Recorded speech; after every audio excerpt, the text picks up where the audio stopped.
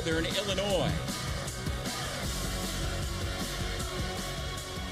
And welcome, everybody, along with former Houston Cougar Stanford Routt. I'm Doug Sherman. Glad you could be with us here this afternoon for a game that is expected to be high-scoring. But most importantly at this point, Stanford, it's the start of conference play for both of these teams. And in the MAC, it is all about league play. Absolutely. When you look at these quarterbacks, Ben Bryant, you look at a Rocky Lombardi, both of them having impressive performances last week against Texas State and Maine, respectively. And then when you look at how Ben Bryant had 3 touchdowns in the air, 1 on the ground, and conversely, Rocky Lombardi, 1 touchdown in the air, 3 on the ground. This is going to be a treat to watch today for these two teams. Well, these two guys are the co-offensive players of the week in the MAC West Division.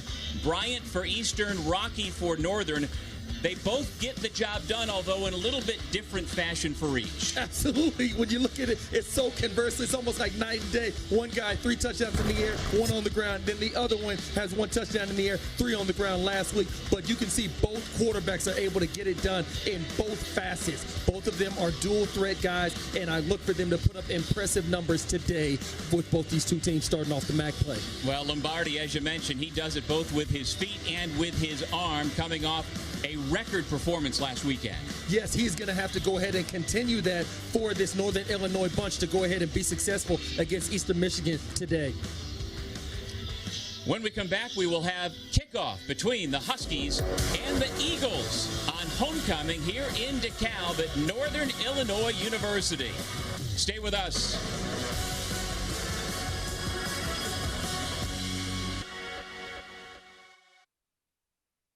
It's Halloween night in Haddonfield. 40 years ago, the boogeyman came for us. We are the survivors of Michael Myers. Lori, what do? We fight. After what he's done to this town and my family, we will kill him. Happy Halloween, Michael. Rated R.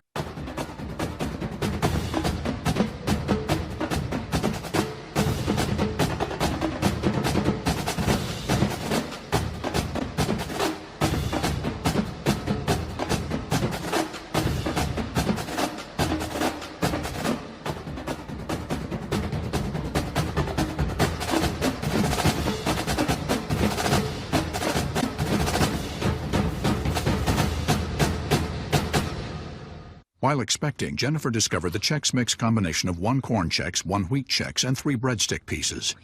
Get born and then you can pick your own mix, baby.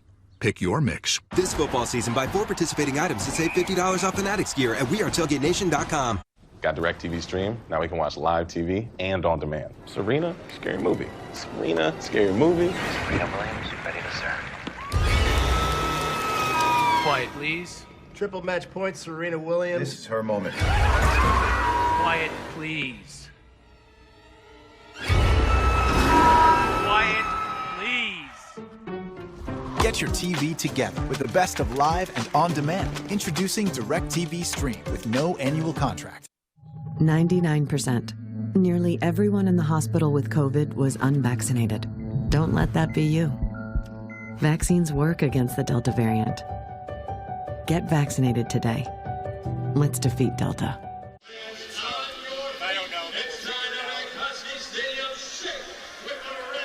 Welcome back on a gorgeous afternoon in DeKalb, Illinois. We are just about set for kickoff between Northern Illinois and Eastern Michigan, the start of Mid-American Conference play for both of these schools. With Stanford Routt, I'm Doug Sherman. And offensively, Eastern is the #1 team in the MAC, Stanford at 35.8 points per game. Northern Illinois is 4th at 29 per game.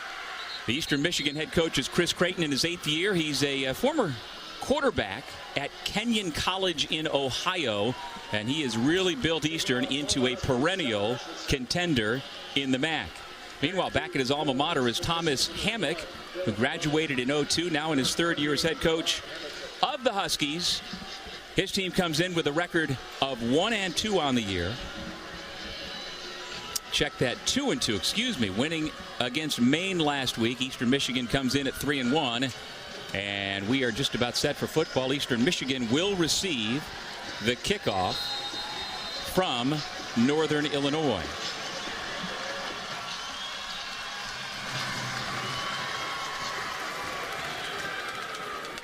And that'll go into the end zone, allowed to get there by Jawan Hamilton. And Eastern Michigan will start on its own 25-yard line. And out of this Eagles offense, which is so prolific, averaging nearly 36 points per game, what should we be looking for, Stanford, from the Eagles? Well, I think you're going to see Ben Bryant early and often, somebody that can make plays with both his arms and with his legs. And I think that he's the one that's going to go ahead and get this team going. Then you got to go ahead and look at Dylan Drummond, Hassan Boudin. So you're going to see a magnitude of players. You're going to see a magnitude of different schemes that I think early on for these Eastern Michigan.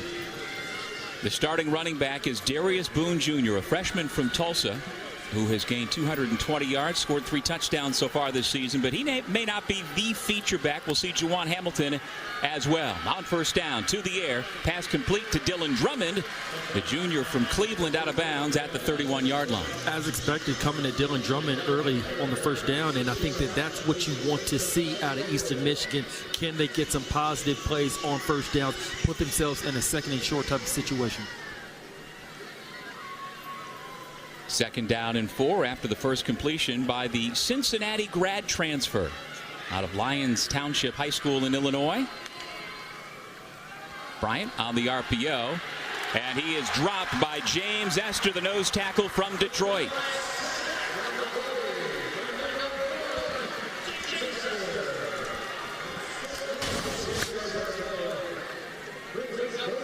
Ben Bryant doing a simple RPO action, and he does not see James Esther coming straight through the middle of the pocket for the big sack. Now puts it in formation, puts it in an advantage for NIU. So back to the original line of scrimmage. It'll be 3rd down and 10. Bryson Cannon is the big tight end in the slot to the right.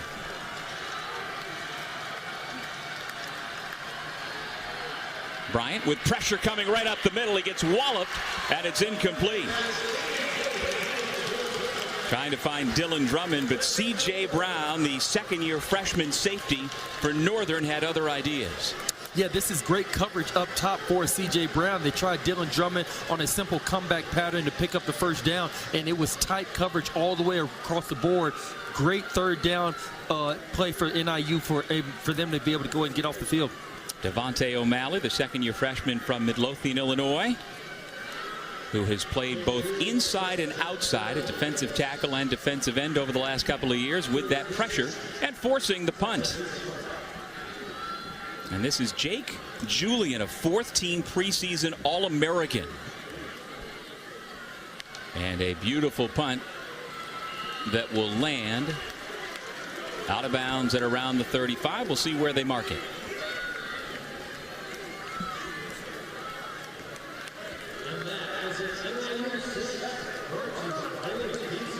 And there is Rocky Lombardi, 6'3", 219 pounds, the transfer from Michigan State, who in his 3 years with the Spartans started 9 games, played in 22, had 11 touchdowns, 14 interceptions.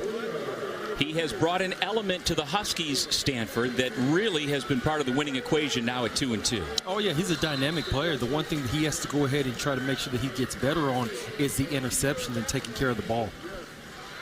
On play action, plenty of time, going deep down the middle. He's got a man, but Tyrese Ritchie couldn't quite get there.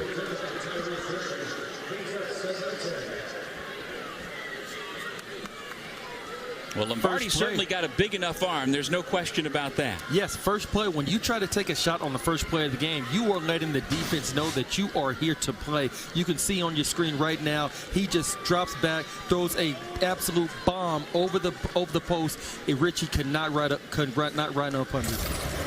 Ritchie is the big play receiver for the Huskies. 17 catches, 181 yards. He's yet to get to the end zone, hoping to do that on the first play from scrimmage. And we've got movement up front. Looked like the defensive tackle, Alex Merritt.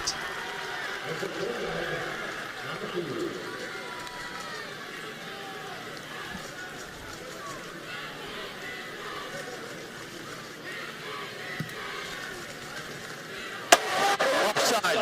Defense, number 92. 5-yard penalty, 2nd down. So the freshman out of Moeller High School in Cincinnati. And now he is a freshman, but Stanford, this is his 3rd year on the team because of the COVID year and the extra year of eligibility, it's a little hard to decipher who's a first-year freshman, second-year freshman. He's a third-year freshman with 3 years of eligibility remaining. Yeah, being in the pandemic, that is the advantage for a lot of players, being able to get that extra year of eligibility. On first down and 5, Harrison Whaley, the second-year freshman from Johnston, Iowa, who leads the MAC at over 121 yards per game, gets dropped for no gain. Yeah, he's going to be another player that's going to have to step up big today to go against this Eastern Michigan defense. And I think that when you look at everything in totality, you got to look at how Coach Hammock is actually looking at his offense and just playing behind Rocky Lombardi. He's got to be the straw that stirs the drink. And now Clint Ratkovich, the fifth-year senior transfer from Western Illinois, in at running back number 25. He stays in to block for Lombardi, and his pass is incomplete. Trying to find Fabian McCray. And that'll bring up fourth down. Another point of Rocky Lombardi so far this season has been the completion percentage on the year. It's 59.6. In today's landscape of college football, even professional, you want to have guys that are up in the 65, the upper 60s, maybe even the low 70s. And Rocky Lombardi's got to be able to make that throw, because that could have been a first down to go ahead and extend this drive. Matt Ferentz, the senior punter from St. Louis, on averaging 45, and they're going to go for it. On the direct snap, nearly intercepted, and so Northern Illinois will take over on downs. A big chance taken and a big play early in this football game. We'll show it to you when we come back to Husky Stadium, just underway in this opening afternoon in Mid-American play for the Eagles and the Huskies.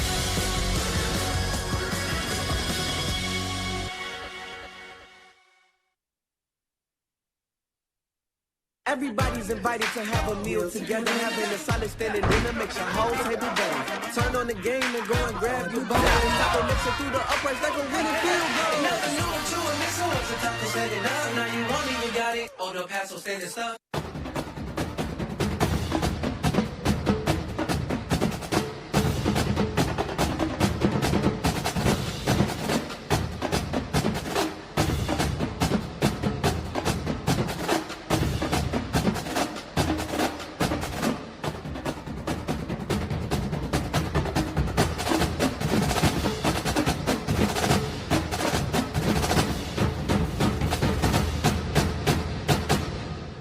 Check it out. Serena, scary movie. Serena, scary movie. Serena Williams, ready to serve.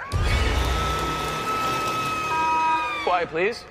Get your TV together with the best of live and on-demand. Introducing DirecTV Stream with no annual contract. I'm originally from Hawaii, but I moved to Wisconsin just last year. I decided to get a bike because a car was too expensive. We both work at Chick-fil-A. She would bike to work every day. And then winter hit, and that was pretty rough. So there was a holiday raffle, and they were giving away a car there. Her name got called, and I was like, she decided to give the car to me. Chick-fil-A feels like one big family. Helping you or just like any of my coworkers always brings joy. It's crazy to say like I gave my best friend a car. If you have a typical airline credit card, you're not getting double miles on every purchase. You're right. I only get extra miles on some types of purchases. May I? Please. With a Capital One Venture card, you earn unlimited double miles everywhere.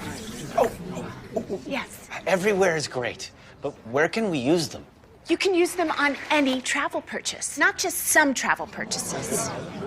Venture gets a gold star. What's in your wallet?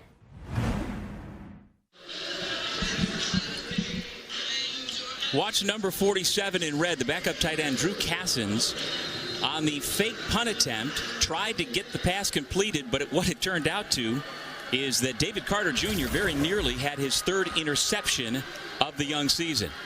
So taking over on downs, Eastern Michigan, and on first down, the pass completed to Hassan Beydoun for maybe a gain of 3.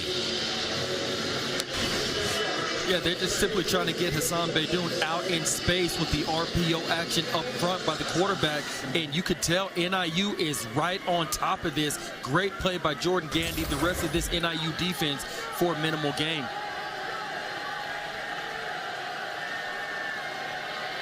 That's Beydoun in motion. Bryant has it knocked away. Ball is loose. Northern with the football.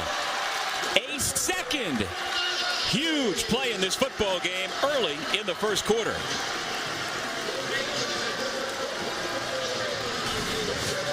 Northern Illinois coming with the pressure, and that's what it's all about. You got to collapse the pocket, and you can see my man, number 2, Lance Duveau, coming in with the strip sack. And then you can see number 4, Ray Thomas, with the fumble recovery. Big play for NIU. This is something that's going to put them right there at the top of that high red area. Look for Northern Illinois to come out with a shot right now, Doug. Tell you what, Stanford, Lance Duveau is back and perhaps better than ever. He missed the better part of the last couple of years with injuries. But the redshirt senior from Pompano Beach is a real playmaker. Back to 100%. He forces the fumble, and Ray Thomas with the recovery. And Northern Illinois is in business, taking over at the 34-yard line of Eastern. Handed off on first down to Harrison Whaley. He is the 7th leading rusher per game in the country. And Northern Illinois this year has really gotten back to running the football very, very well behind the young man from Iowa.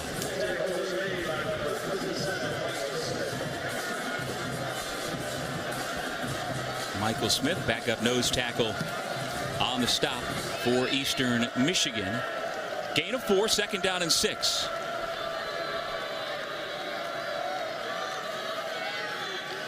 Fake the handoff to Whaley, rolling right, Rocky Lombardi dumps it off to his tight end. Pass complete to Liam Sorrigan, a 6'7" redshirt junior from Dearborn, Michigan. Lombardi making plays with his feet. Now on the rollout, finds the tight end for the nice minimal gain. Brings him up to a 3rd and short. So now this is almost kind of like a waste down. You can go ahead and take a shot to the end zone if you want, because you know you have your 4th down in your back pocket. They're going to run it. First down. Clint Ratkovich.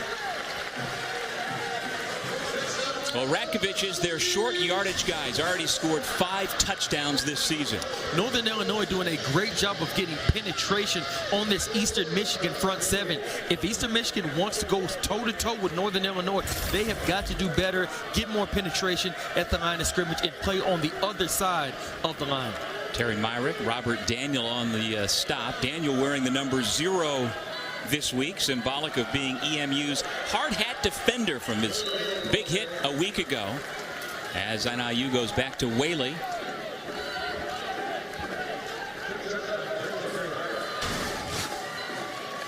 As you can see, once again, Northern Illinois, they are getting a ferocious push against this Eastern Michigan front. That's something that they're going to have to go ahead and get cleaned up. The big boys for Northern Illinois, Marcus Cox, J.J. Lippy, Braden Patton, the senior captain, Logan Schernitz at right guard, and Nolan Potter, the right tackle. They have been leading the way for this potent ground attack this year. After twice pumping, he found the open man, but Rocky Lombardi threw incomplete to Trayvon Rudolph. Great play by cornerback Jarrett Paul. He's the one that thwarts this obvious screen pattern that Northern Illinois is trying to run. This is why Rocky Lombardi just simply throws the ball away, because Jarrett Paul, he snips it out from the very beginning. Something the Eastern Michigan's going to have to do more of to go ahead and try to keep Northern Illinois possibly out of field goal range. On 3rd down, Whaley comes back in. Ratkovich goes out. Tyrese Ritchie, their top receiver, also headed to the sidelines for head coach Thomas Hammock.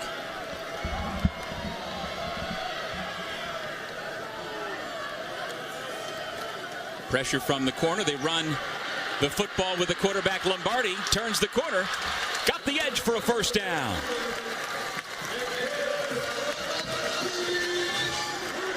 Well, that's the dilemma defending this guy. Lombardi a week ago against Maine threw for 282 yards and a touchdown and ran for another 119 and 3 touchdowns. And Coach Thomas Hammock talked about that during our production meeting this week. Whenever it's hard times, you can just go ahead and lay it on Lombardi to go ahead and pick up the first down with his feet, as he just did.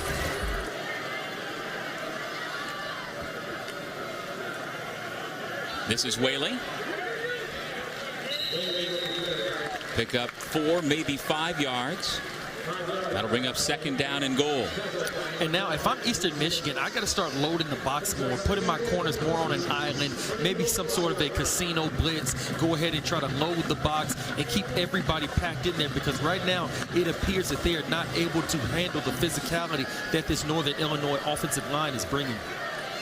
Well, the 3 down linemen, Teran Rush, Wu Scott, Alex Merritt, trying to keep the quarterback out of the end zone, but they can't do it. Lombardi finds Paydirt once again as the Huskies are on the board first. Northern Illinois showing that they are the more physical team early on in this first quarter. They are taking it to Eastern Michigan.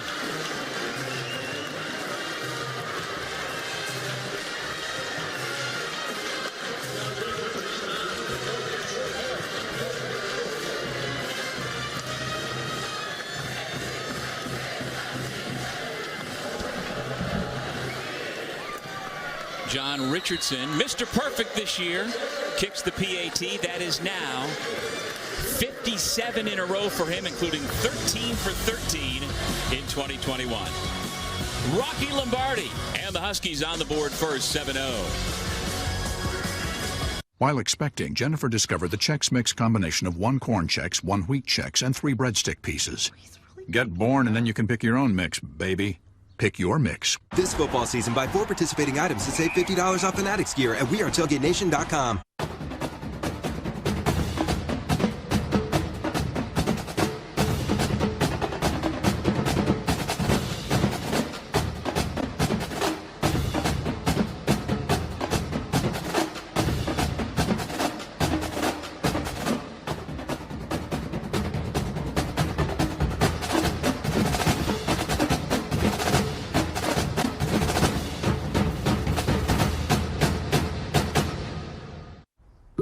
Oh, you're doing it wrong, man. What's wrong with action figures? Nothing. Capital One Shopping instantly searches for available coupon codes and automatically applies them. Whoa. I look good in miniature. Capital Shopping. What's in your wallet? Pizza's here. It's pizza time. When your family gathers around a shakaroni pizza from Papa John's, you're sharing our biggest, most foldable slices with extra cheese and pepperoni. But you're also sharing way more. You're sharing the chance to graduate college, 3 meals a day, and a safe place for kids to learn and grow. Because $1 from every shakaroni goes to charities people depend on. It's not just pizza, it's pizza with a purpose. At Jiffy Lube, it's our job to make car care make sense. With personalized service reviews that swap the car talk for straight talk, so you know what your car is telling you and what to do about it. Putting you in the driver's seat of car care, that's a job for Jiffy. In a relentless world, connected but alone, trapped by illusion. But there is another path, where the battle to belong begins.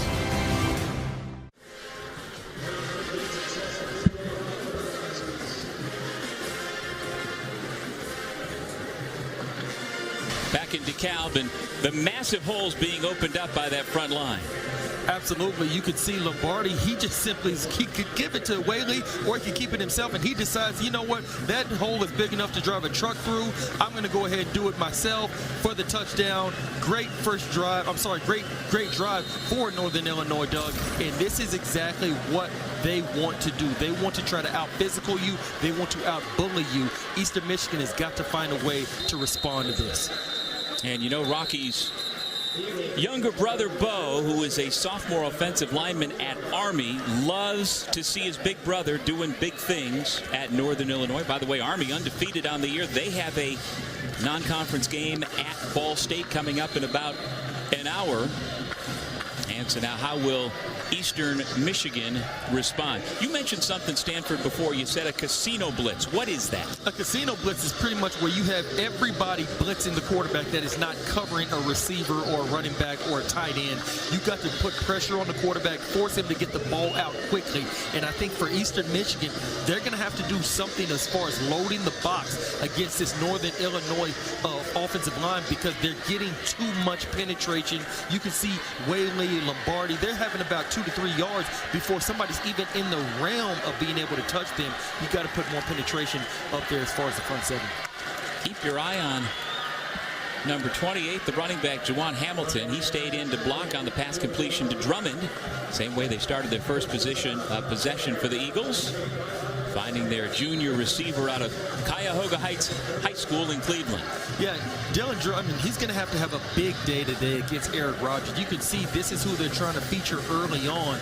They need to go and be downfield passes a little bit more to try to go ahead and loosen up this Northern Illinois defense. 2nd down and 5. Bryant hands it off. And Hamilton's got himself first down yardage. He is a senior who is at his 3rd stop since coming out of South Dade High School in Miami. A couple of years at UCF, and then 3 years at James Madison University. And it's not like Stanford. He didn't have success at his first 2 stops. He's been great everywhere, and they're so fortunate to have him in Ypsilanti for this final season of his eligibility. 5'8", 202 pounds. His coaches say he's been a great fit, and that really matters at EMU. Taking a shot down the sideline. Incomplete.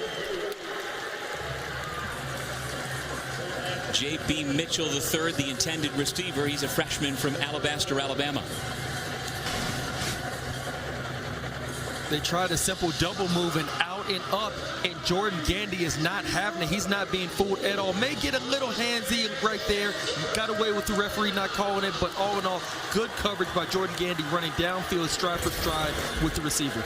Gandy says, not here. This is my hometown. You're not completing that long pass on me, and it brings up 2nd down and 10. Hamilton tries to cut it up, realizes he's got 3 defenders to try and beat, and he gets what he can out across the 40-yard line. Eastern Michigan trying to put Northern Illinois on the edges to try to go ahead and get their playmakers out in space. Another good run for Juwan Hamilton, because now this brings up a 3rd and a manageable 4 yards where Ben Bryant could still either hand the ball off, he can go ahead and throw it, or he can keep it himself. So you still give yourself a multitude of options for the offense when you have such a 3rd and medium situation, rather than could it be 3rd and long, 3rd and 9, 3rd and 10. Now the freshman running back DJ Smith has come into the game. On 3rd down and 4. Bryant under pressure, and he's sacked. Dylan Thomas, the redshirt junior Rover, getting the start in place of Daverin Rayner, the injured player, and he's got his first big play of the day. Ben Bryant on the sprint out. Northern Illinois is playing man coverage. He does not have an open receiver, and Dylan Thomas decides, you know what, I'm going to go ahead and come in there and sack you, my man, and now brings up 4th and long. You can see Eastern Michigan has to punt the ball. They've got to do a better job on 3rd down of finding ways to convert for the first down to go ahead and extend these drives. Well, Stanford, as the punt is away by Jake Julian, and a fair catch made by Tyrese Ritchie. Both these teams are missing key players because of injury, and on that last 3rd down run by Eastern Michigan, we might have seen Samson Evans, the Iowa transfer who leads the MAC with 6 touchdowns this year. He suffered an injury in practice this week and didn't make the trip. And on the flip side, Northern Illinois is having to figure it out without one of their top receivers, Cole Tucker, who was injured in the main game last week. It was an injury that maybe he didn't realize during the game was going to be as significant as it's become, but he is now unavailable today, and Rocky Lombardi and company going to have to pick up the slack. Well, Doug, you know, just like I do, football it's a war of attrition. And obviously, whenever you have the football season, injuries happen. You hope that they don't, but that's just a part of the game. So you got to find ways to work through it as a team. Rocky Lombardi keeps it on the ground. Harrison Whaley.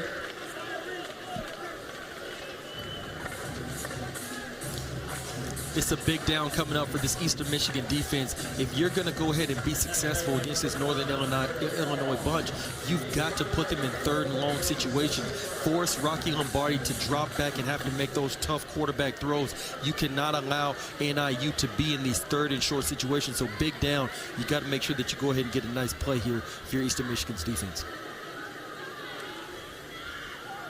Lombardi gives it. Whaley has his legs taken out on the tackle. E.J. Williams, sophomore linebacker, with the stop. And now whenever you're going against teams that have mobile, athletic quarterbacks like Northern Illinois has with Rocky Lombardi, it's now going to be a 3rd and 3.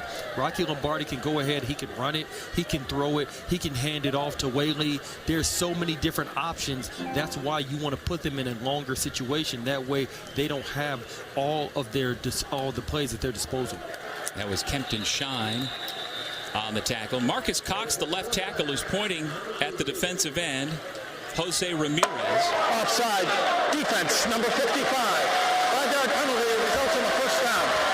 So it's the Arizona transfer who, as Eastern coaches say, is the hardest worker on the team, Jose Ramirez, who commits the infraction. I know it's only 7-0, Doug, but defense coordinator Neil Nethery, he cannot be happy with the way that his bunch has come out and performed thus far, making penalties, getting bullied by this Northern Illinois offensive line. And that's highly unusual for the Eagles, who lead the country in fewest penalties per game coming in. Only 3 penalties as a team per week. On the run by Whaley on first down. Good, healthy pickup to bring up 2nd and 5.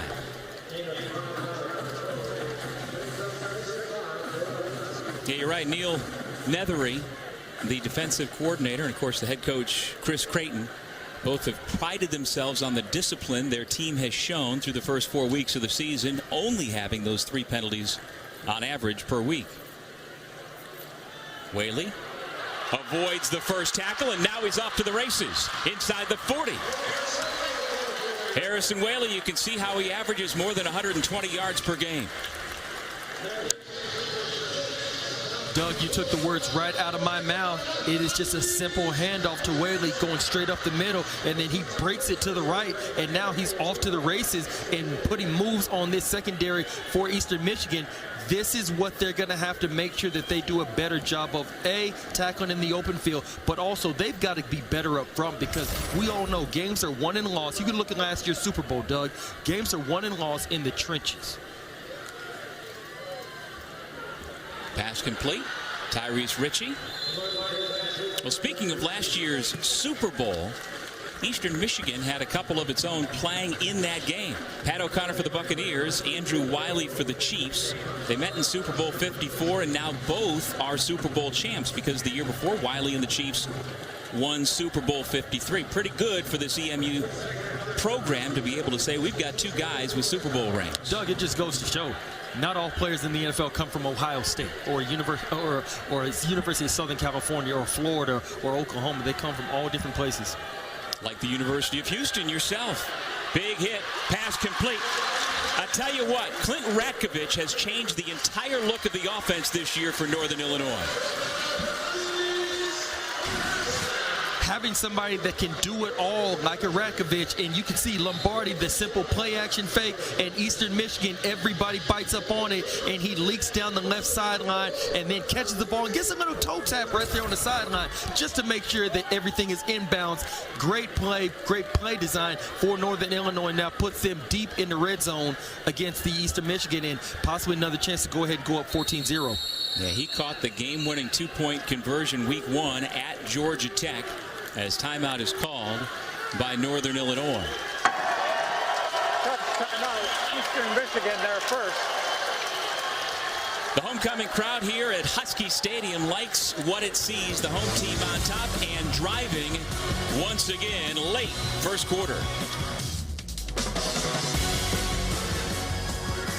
You know, if we take that wrapper back to the store, it can be recycled into other stuff. Well, I want my wrapper to be a hang glider! How about a park bench? Dad, you need to think bigger. Recycle your specially marked Crunchy Bar wrappers in-store now. Television. It clogs and clutters up the mind.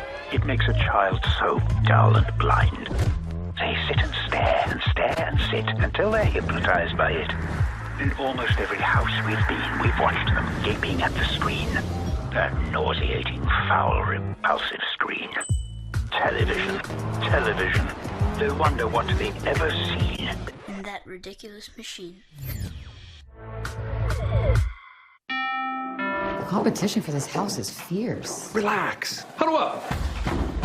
Your verified approval from Rocket Mortgage shows your finances are backed. When you need a competitive edge in a crowded market, Rocket can. That is one fired up duck. Rocket. Got DirecTV Stream. Now we can watch live TV and on demand. Serena, scary movie. Serena, scary movie. Serena Williams, ready to serve. Quiet, please. Triple match point, Serena Williams. This is her moment. Quiet, please. Quiet, please. Get your TV together with the best of live and on demand. Introducing DirecTV Stream with no annual contract. Getting your favorite restaurants delivered to your door just got better. Introducing the Grubhub Guarantee. It's our promise to deliver the food you love on time and give you the lowest price. Or you'll get $5 off your next order. Experience your food just like the restaurant intended. That's the Grubhub Guarantee.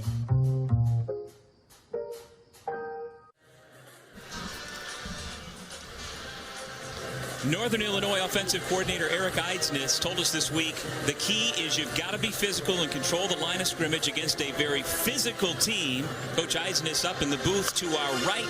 He says you have one chance to set the tone, and they've done that so far, Stanford, here today. No doubt about it, Doug. They have done it in tremendous fashion, and now looking like they're about to go ahead and put another touchdown in the end zone. Lombardi hands it off. Harrison Whaley makes a move, then loses his footing and falls across the 10-yard line. TJ Peavy with a nice open field tackle against Harrison Whaley, doing a great job of maintaining his outside leverage, keeping his outside shoulder free for the minimal gain. Peavy, the starting dog safety, the only same starting defensive back of the 5 who started week 1 against St. Francis. 3 others have been injured. And so this defense, led by the coordinator Neil Nethery, just still trying to figure things out. Lombardi to the end zone. No.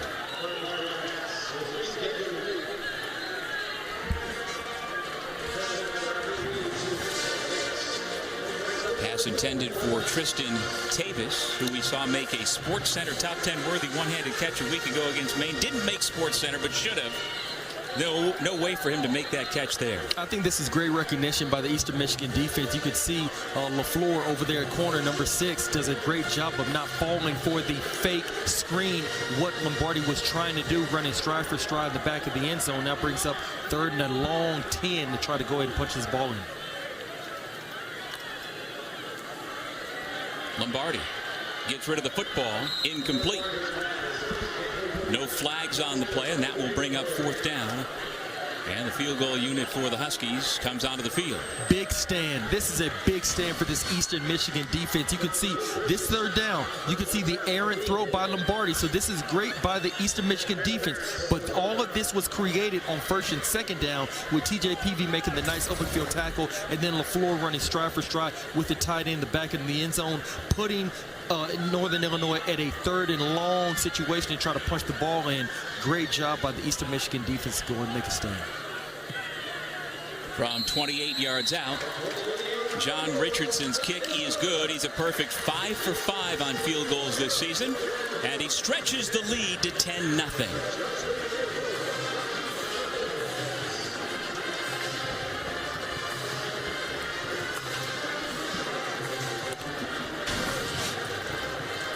Yeah, you could see Lombardi needs to do better at looking guys off. He always locks into his receivers, and I think that's something that Eastern Michigan is now starting to get a bead on.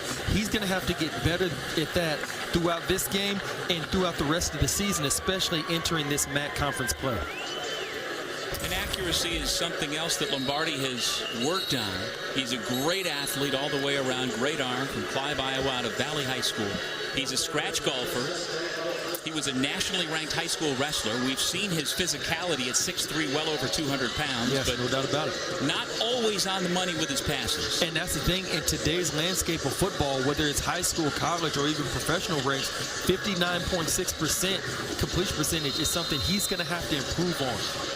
Typically right now in today's game, you want your quarterbacks in the mid-60s, maybe the high 60s, or even the low 70s. But 59, that's something that probably back in the 90s was good. But right now, with the spread offense, the read option, the RPOs, things like that, it's all about efficiency, and that's something he's going to definitely have to improve on. And so now how is Eastern Michigan going to respond? They come in with a record of 3-1. They won week 1 against St. Francis, lost at Wisconsin, and then have had back-to-back impressive wins at UMass, and then last week 59-21 over Texas State, where this offense put up prolific numbers rarely seen before in program history. I think they're going to have to open it up. They're going to have to let Ben Bryant go ahead and sling that pill around a little bit. I think that you look at this NIU defense, they're playing downhill right now. You got to get them back on their heels, maybe some trick plays, misdirection, things like that. The center, Mike Van Hoven, snaps it back. Bryant hands it off. Darius Boone Jr. shows Eastern Michigan over offers from Iowa State and Tulsa. Picks up maybe 3 yards on first down. I would also venture to say Eastern Michigan, Ben Bryant, do not neglect your tight ends. Go ahead and use those guys. Get them matched up on a linebacker, maybe a safety. Try to go ahead and get some big plays toward the middle part of the field. Another starting tight end, Bryson Cannon, number 2 in white. Big target, 6'2", 240. Find a wide receiver, their smallest guy, Hassan Beydoun, 5'8", 174 pounds, and that'll move the chains for the Eagles.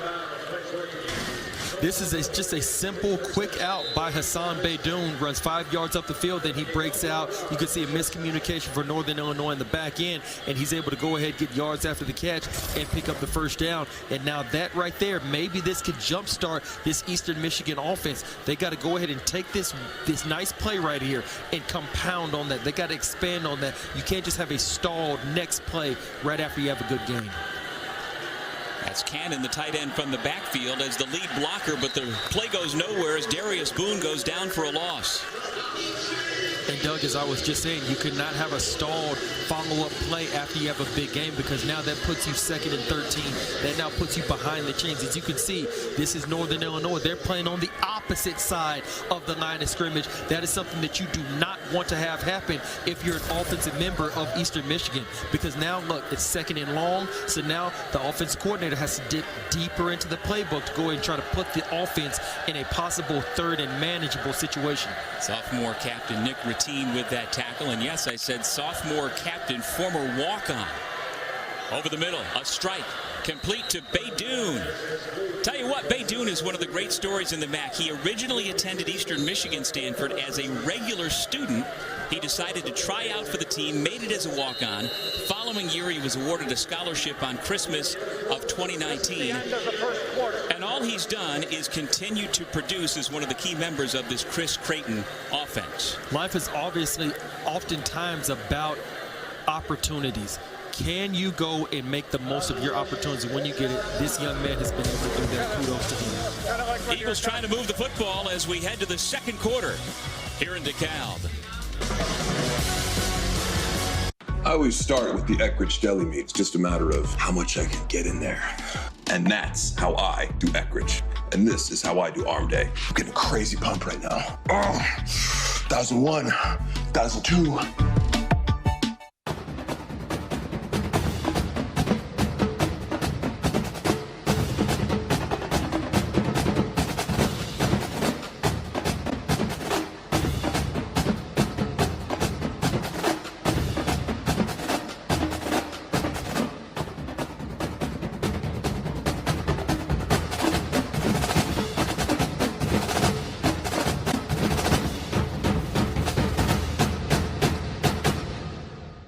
We're talking about closing. When you see us close, you see us give everything we got.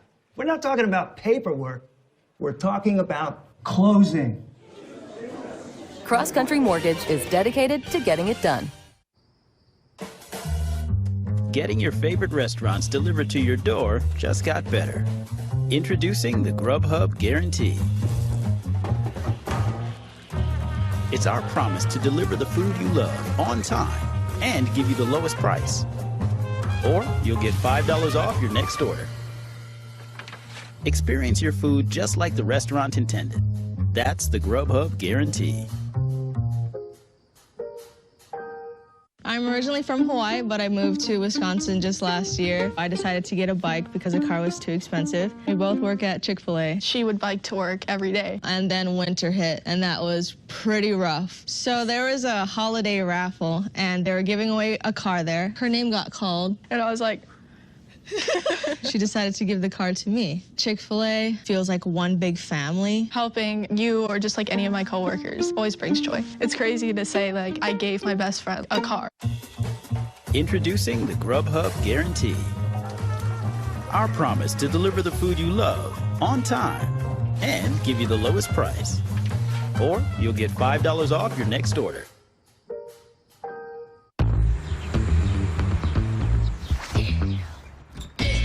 I missed the bus. All right, I got you. Success is cherishing every important connection. Hey, babe. Hey. Did he miss the bus? Yeah, but I was hoping he would. The Lexus LS, designed to put your humanity first. Experience amazing at your Lexus dealer. Imagine a world where we have the tools to sell things that mean something. Like a sunscreen made for melanated skin that blends in. Prove that things don't have to be the way that they've always been. The world's been waiting for what you do.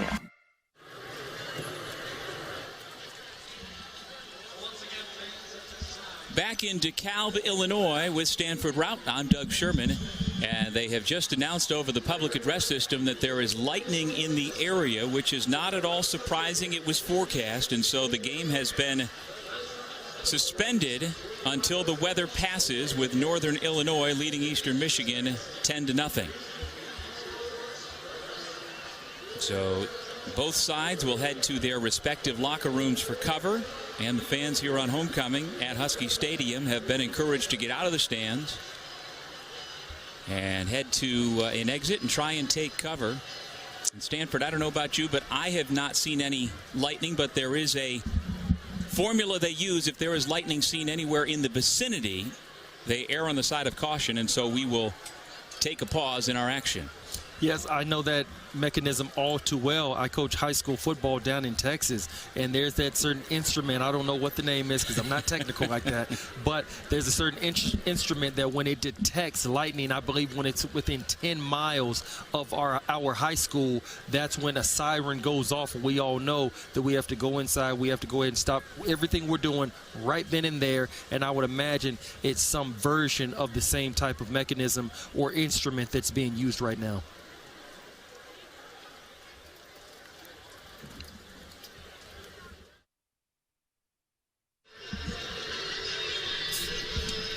And welcome back, everybody, to Brigham Field at Husky Stadium in DeKalb, Illinois. Our 2-hour and 45-minute weather delay for lightning in the area is just about to come to a conclusion, and we are happy for that as we get ready for the start of the second quarter. Alongside former University of Houston defensive back Stanford Route, I'm Doug Sherman.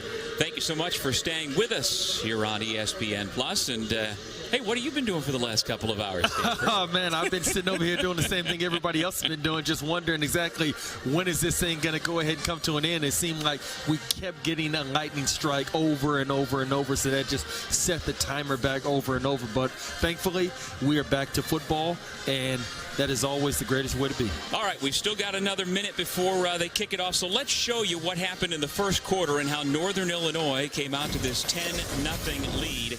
Rocky Lombardi, the quarterback for NIU, with a 5-yard touchdown run to make it 7-0. And then late in the quarter, they added a field goal from 28 yards out, and that is where we have gotten to 10-0.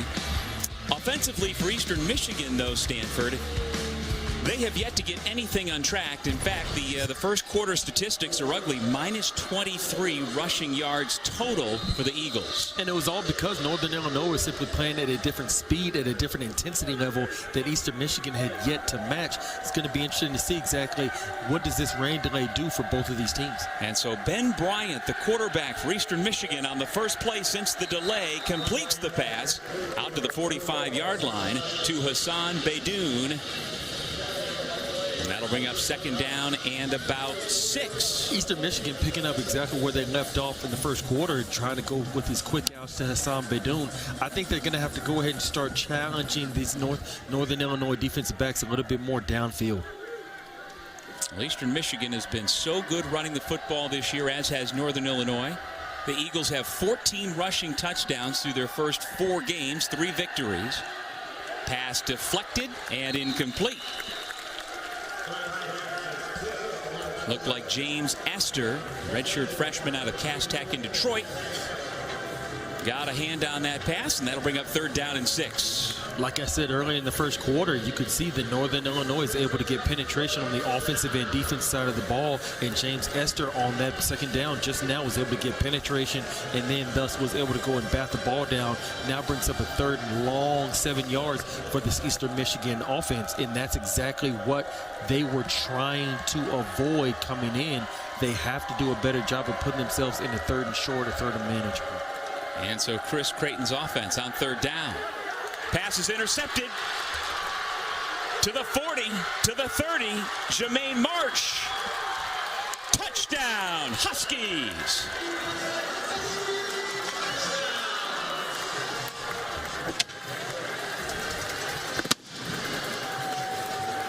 Looks like that's Jaden Dolphin, 26, with the pick 6. And the second-year freshman from right here in Illinois with the biggest defensive play of the ball game.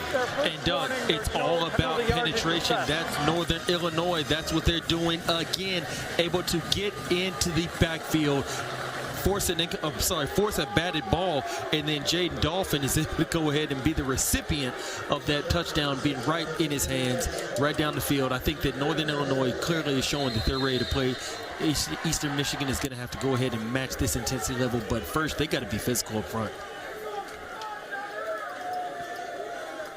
John Richardson's PAT through the uprights to make it 17-0 Northern Illinois. Well, if not for an injury suffered against Maine last week by Davern Rayner, the starting rover, Jaden Dolphin might not even be on the field here in this game. Yeah, you could see just coming off the edge, you see the apparent pressure on Ben Bryant, and then that's the batted ball. Jaden Dolphin is the recipient, and now Northern Illinois clearly is showing that even with the rain delay, they still have the momentum going against Eastern Michigan Eagles.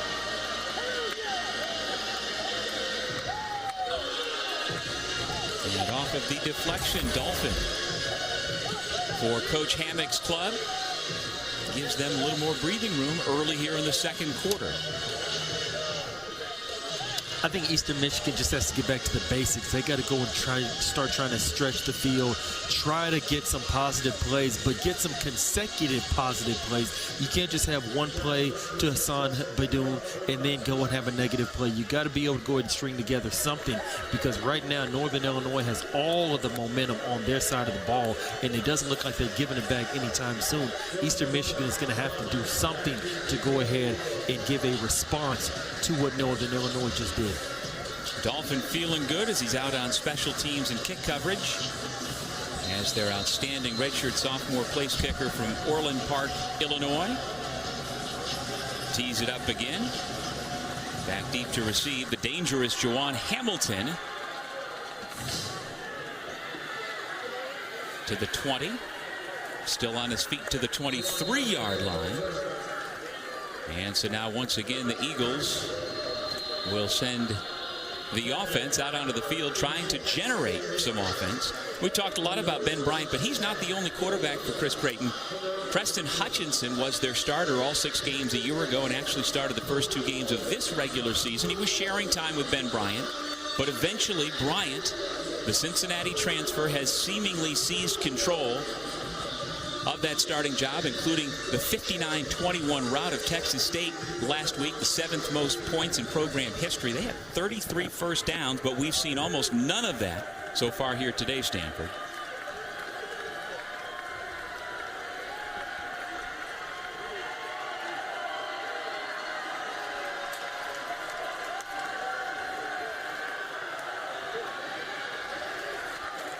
Not much room to run as the Huskies defense was right there. Damon Taylor, C.J. Brown among those bringing down the ball carrier. Eastern Michigan's going to have to go and start making more plays downfield. I think maybe some flea flicker, play action, something, but I think this mundane type of conservative approach is not going to work against Northern Illinois. After the 1-yard run by Darius Boone, 2nd down and 9. Fake the handoff to Boone. Pass complete. Wide open receiver at the 30. Stays on his feet, Zach Westmoreland. Along with fellow freshman Latrell Fordham, he has added some necessary height and length to the boundary wide receiver position for the Eagles. Okay, you can see they throw out just simply into the flats, get some positive yards. Zach Westmoreland is able to go and pick up the first down. Now Eastern Michigan can't just go back to the simple run game. Keep it in the air.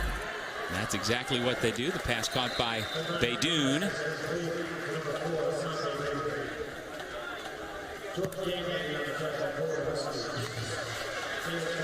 If you're offensive coordinator right now, Chris Creighton, you can't be afraid to go ahead and string together some consecutive pass plays. You don't want to get to the situation, obviously, where you're one-dimensional, but if that's what's working against this Northern Illinois defense, go ahead and stick with the hot hand.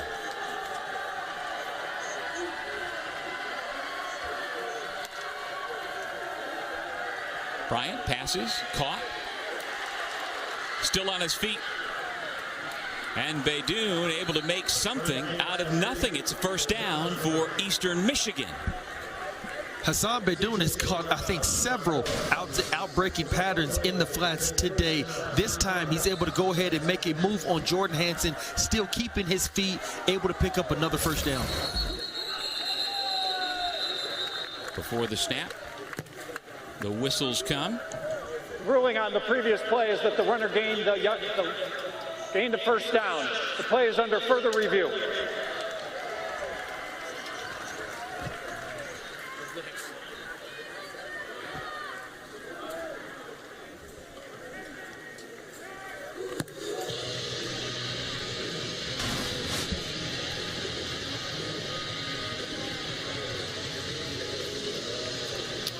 Going back to this replay, Hassan Baydoun, clearly his knee was not down when he breaks the tackle from Jordan Hanson. And now it's pretty much about where do you spot the ball, where is his knee actually down, and where is the ball at when he's actually ruled down officially. Not sure that that's going to be easy to overturn because you don't have conclusive evidence to go ahead and show the opposite. And so the replay officials up here in the press box level. Taking another look to see if that first down will stand for Eastern. I'll tell you what, the Northern Illinois defensive coordinator told us earlier this week, Derek Jackson, that they have Tackle Tuesday every Tuesday, and they've been doing a real good job of tackling and making sure that Eastern has not been able to get this offense on track. And Stanford, I didn't even know. Derek Jackson said they do a gator roll tackle, open space tackle, rugby tackle, sideline tackle, stiff arm tackles. I didn't know that there were that many kind of tackles. Yeah, it's almost kind of like a circuit, as you will, for defensive players to go ahead and rotate throughout the first couple periods of practice, where you work on the gator tackle, where you work on the strip, where you work on all those different fundamentals, because that just makes you inherently better as a defense. After review, the runner was down at the 37-yard line. It'll be 3rd down and 3 at the 37. And the clock will start on the ready for play. That's big. That's big, Doug. Now it's going to be 3rd and 3. No more the 1st and 10. Northern Illinois, look for them to probably go ahead and try to come after Ben Bryant on this 3rd down. Yeah, watch his elbow. If the knee didn't go down, boom, right there. Yeah. With the elbow Correction, down. it will be 3rd down and 7. So it'll be 3rd down and 7. Look for Northern Illinois to bring pressure to try to go ahead and get the ball out of Ben Bryant's hands again and possibly get another tip pass that could lead to an interception. Westmoreland, the Receiver wide left. In the slot is Dylan Drummond. Drummond and Beydoun are the top targets this year for Ben Bryant. Now Drummond goes wide right, and Beydoun takes his spot in the slot. Big number 2 is Bryson Cannon. He's been chosen to wear the number 2, the deuce, for the 2021 season. Play clock still with plenty of time, down to 16-15.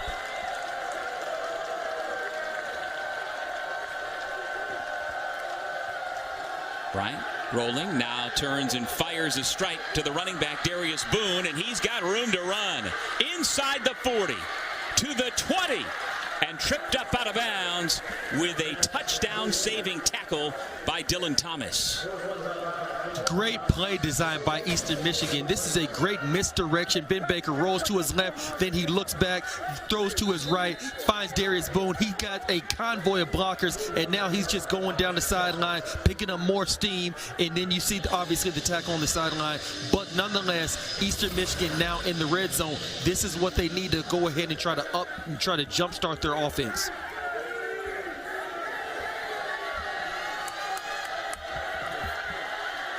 The senior from LaGrange, Illinois, one of 6 Illinois natives making the trip for the Eagles.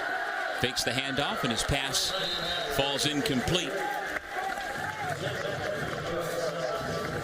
Eastern Michigan now starting to find some success with the RPO, and that's exactly what you just saw. Ben Bryant go faking the handoff, allowing the linebackers to go ahead and overcommit, and now that opens up the throwing lanes. He just simply missed Hassan Beydoun right there on the slant.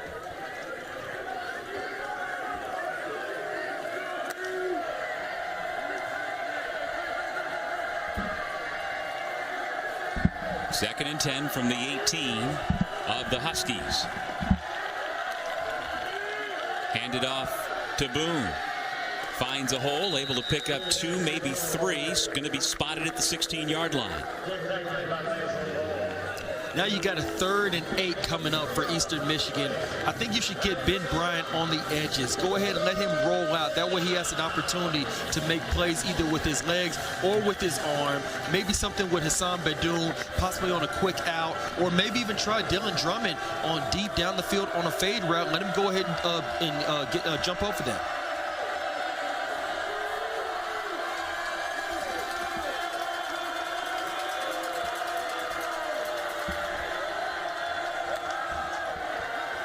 On 3rd down, Bryant. A diving catch attempt, but it's incomplete at the 10-yard line. Giving up his body, Dylan Drummond, but he just couldn't haul it in. Yeah, it looked like Northern Illinois came out in man coverage. Dylan Drummond, Ben Bryant weren't exactly on the same page. Seemed like the timing was thrown off just a little bit. Not exactly sure why Dylan Drummond was late on that, but clearly you could see the timing was thrown off. And now Chad Ryland, second-team All-MAC place kicker from Cedar Crest High School in Pennsylvania, comes on with a 34-yard attempt. It's up, and it is no good. For some reason, Chad Ryland has struggled kicking field goals this year after having been outstanding the last couple of years. He's now missed 3 of his 4 attempts in 2021. And because of that, Coach Creighton's club still scoreless. This is more than just a building. It's an AI-powered investment firm with billion-dollar views. A cutting-edge data security enterprise. Yes, with the slide. A perfect location for the world's first 1-hour delivery. An inspiration for the next workout cult. And enough space for a pecan-based nutrition bar empire. It could happen because there's space for any dream on LoopNet, the most popular place to find a space. Everybody's invited to have a meal together, having a solid standing dinner makes your whole table better. Turn on the game and go and grab your ball. Taco mix it through the uprights like a winning field goal. Never knew what you were missing once the taco standing up. Now you won't even got it. Oh, the pass will stand and stuff. We did it again. Verizon has been named America's most reliable network by RootMetrics. And our customers rated us #1 for network quality in America, according to J.D. Power. #1 in reliability 16 times in a row. Most awarded for network quality 27 times in a row. Proving once again that nobody builds networks like Verizon. That's why we're building 5G right. That's why there's only one best network. Television. Television. It clogs and clutters up the mind. It makes a child so dull and blind. They sit and stare and stare and sit until they're hypnotized by it. In almost every house we've been, we've watched them gaping at the screen. That nauseating, foul, repulsive screen. Television. Television. They wonder what they've ever seen. In that ridiculous machine. Introducing the Grubhub Guarantee. Our promise to deliver the food you love on time and give you the lowest price. Or you'll get $5 off your next order.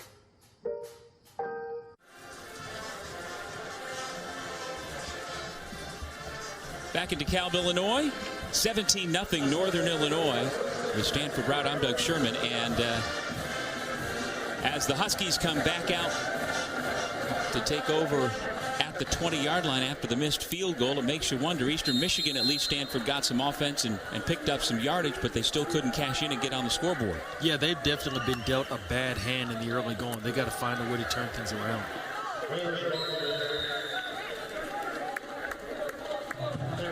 Harrison Whaley's been productive as expected, over 50 yards in that first quarter, among the nation's leaders, tops in the MAC in yards per game.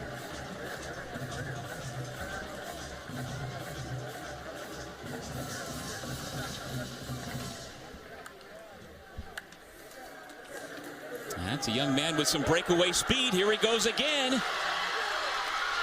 He went for 75 yards on one run against Wyoming a couple of weeks ago and nearly broke it the distance on that one. Whaley straight up the gut again, and you can see he has a gaping hole to run through. I feel like I could have ran through there, Doug. And now he's off to the races, putting the NIU on the other side of the 50-yard line in Eastern Michigan territory. From the 47-yard line, give it right back to your star running back. Whaley picks up a couple of yards before being pushed back. Both these teams coming off of non-conference wins coming into the week. And both of the quarterbacks shared the MAC West Offensive Player of the Week award. Rocky Lombardi, who we've seen do good things both with his arm and with his feet. And Ben Bryant trying to get things going for Eastern Michigan. This is Lombardi.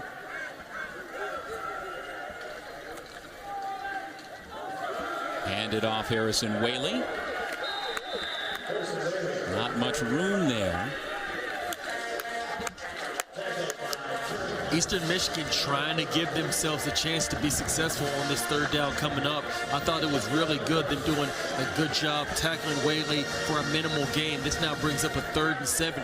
This swings the advantage in their favor for this third down coming up, because we've already seen, Doug, earlier throughout this game, Lombardi has missed a couple of throws, and we always see completion percentage, accuracy. That's been his Achilles heel so far this season. Maybe Eastern Michigan can go ahead and they can compound on that and be able to go ahead and get off the field with forcing an errant throw by Lombardi on this 3rd and long. Well, that last tackle was made by the Will linebacker, 30-second charge timeout, Northern Illinois, their first. Timeout called, a little extracurricular as well going on around the 45-yard line. Now the guys get separated. And so the Huskies will huddle up. Well, it's worth mentioning that pick 6 that we saw by Jaden Dolphin that extended the lead to 17-0. That was the first interception of the year for the Huskies, and for their defensive coordinator, Derek Jackson, that was a point of emphasis coming in. He said they've had 4 or 5 different opportunities this year where they could have gotten picks. You're a guy who had 12 interceptions during your NFL career.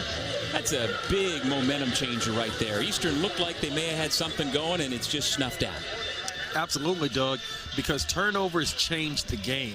Pass breakups are good, but turnovers can change the game. And anytime you have a pick to the house, that is something that is demoralizing to the offense simply because they got to go right back out on the field, so their confidence is not going to be at a premium or at a high level. Yeah, Jaden Dolphin with the big play. Now on 3rd down and 7. Lombardi, time to throw. He does over the middle. Little out of the reach of Tyrese Ritchie.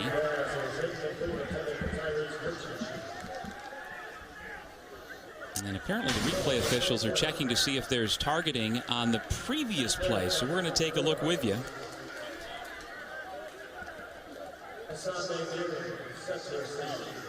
Yeah, that doesn't look like targeting to me. That just looks like good physical football.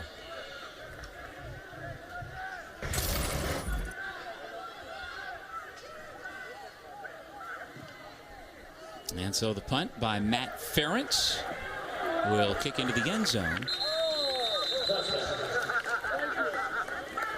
And after the touchback, Eastern Michigan will bring the offense back out.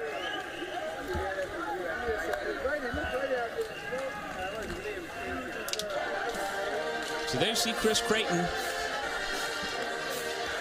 in his 8th year as head coach at Eastern Michigan. He did just sign a contract extension last month that carries him through at least 2025. And what he's done for this program, Stanford, is bring stability. It's a program that for decades had not been able to really get its footing in the MAC, but they have become, in recent years under Coach Creighton, a force to reckon with every week. Yeah, when you look at all the best coaches in college football or the NFL for that matter, it's all about stability. They're the ones who can go and maintain that certain level of consistency that you're going to need if you want to be a successful ball club.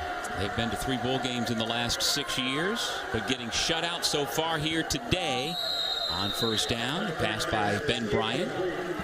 Incomplete, intended for Bryson Cannon. And I mentioned that he's wearing the deuce. You see number 2 on the back of Bryson Cannon. That's in honor of former Eastern Michigan wide receiver Demarius Reed, who was tragically killed 8 years ago. And they honor his memory every year by having a different player wear the number 2, and this time Bryson Cannon, who gets to wear that number 2 this year with such pride, unable to make that catch. So 2nd down on the toss. Defended very nicely by Northern Illinois. Ray Thomas, the defensive end from Racine, Wisconsin, in pursuit. Eric Rogers coming up from his cornerback position, also doing a good job filling in the run game, showing that corners are just more than cover guys that can actually come up and make big tackles. Now we got a 3rd and 8 coming up, Doug. Now it's going to be interesting to see exactly whether Northern Illinois sits back in coverage or would they try to pressure Ben Bryant, try to get the ball out of his hands quickly, maybe come up with another turnover.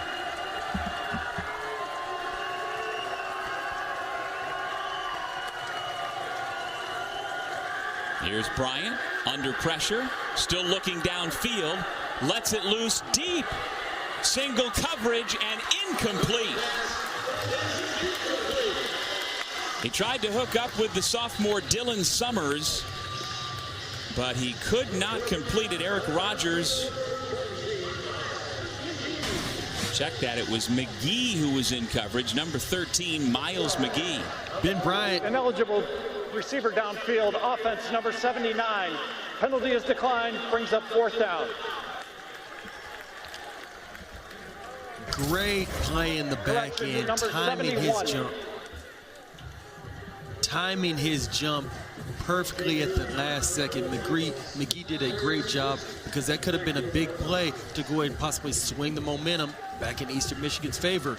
But nonetheless, Northern Illinois once again getting off the field, finding ways to go ahead and keep Eastern Michigan scoreless. Now remember, Northern Illinois is playing without its redshirt junior wide receiver and punt returner Cole Tucker, who was injured against Maine last week, and so Tyrese Ritchie on to receive this punt, having to backpedal to the 20. And he's going to try and go from there. Pick up 7 on the return, then gets walloped and dropped to the turf at the 28-yard line. We'll take a break with 6:55 remaining in the first half. Northern Illinois on top 17-0. Product not yet rated.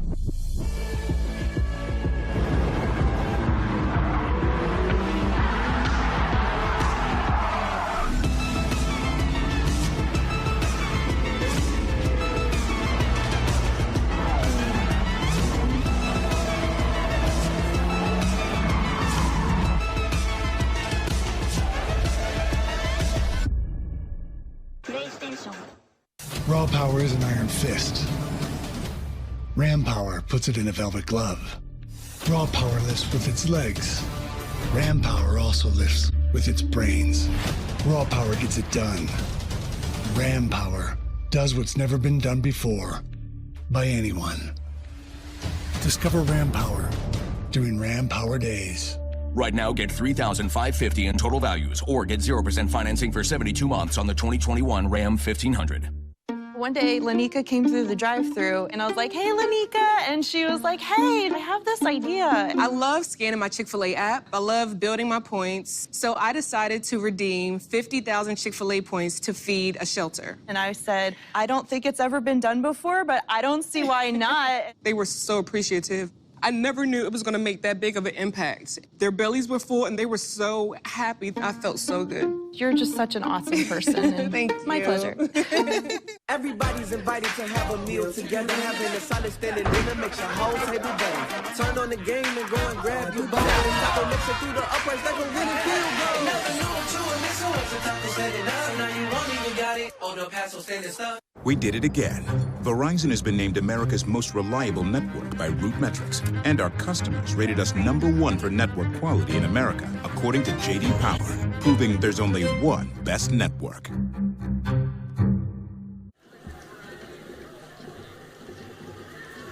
The 61-yard punt by Jake Julian helps to flip the field, but Northern Illinois has the football back. Coach Hammock's club leading 17-0 in this game that was delayed for about 2 hours and 45 minutes because of weather, lightning that was cruising through the DeKalb area. But we are glad to be back and underway. 6:55 remaining in the first half. Rocky Lombardi, who has not thrown the football much so far tonight, completes the pass to his tight end, who is leveled out of bounds at the 35-yard line. And this is what Lombardi needs to do more of. He needs to just have some simple, high efficiency, high probability, good passes. That way he can go ahead and build his confidence and continue to take his game to the next level. Second catch of the day by Sorrigan. Back to the ground. Radkovich. He's got first down yardage, still fighting for more. I'll tell you what, during the long weather delay, Stanford, his family was as loud and boisterous as anybody. The Ratkovich family was huddled up. Doesn't matter. A little bit of inclement weather is not going to chase the family of the young man who's called Rat Dog out of the stands. They were going to stay here for number 25. Yes, rain or shine, they are going to be here to show up for their family member. And you love to see that amongst people in college football, just the camaraderie, that type of family, type of close-knit type of vibe. And this is first year and only year as a grad transfer with the Huskies, and the coaches say they put a lot of pressure on him. Here he goes on first down.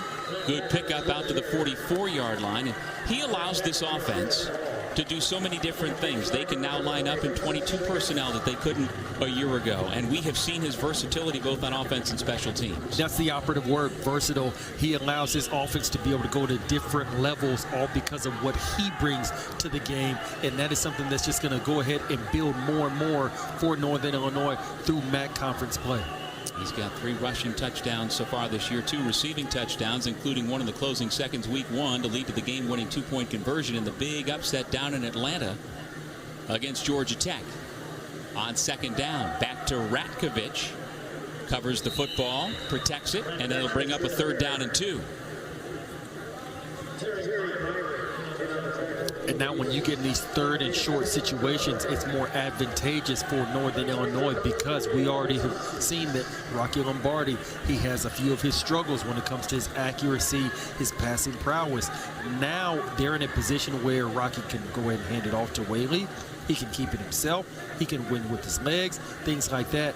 This is a situation where Eastern Michigan, they're going to have to find a way. Somebody on this defense is going to have to just be great and make a play. Got a wildcat look right to Ratkovich, the direct snap, and he's going to be stopped short. Got within maybe a yard of the line to gain, but not far enough. I tell you, Doug, I think that Northern Illinois is going to go for this. Officials timeout for an injured player on the defense. And as you see, we have an Eagle who has yet to get up.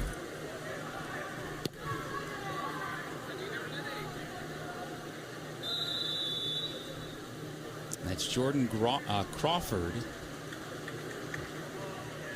a junior defensive tackle from Houston. And so while the training staff tends to him, we'll take a break and come back to DeKalb right after this. Product not yet rated.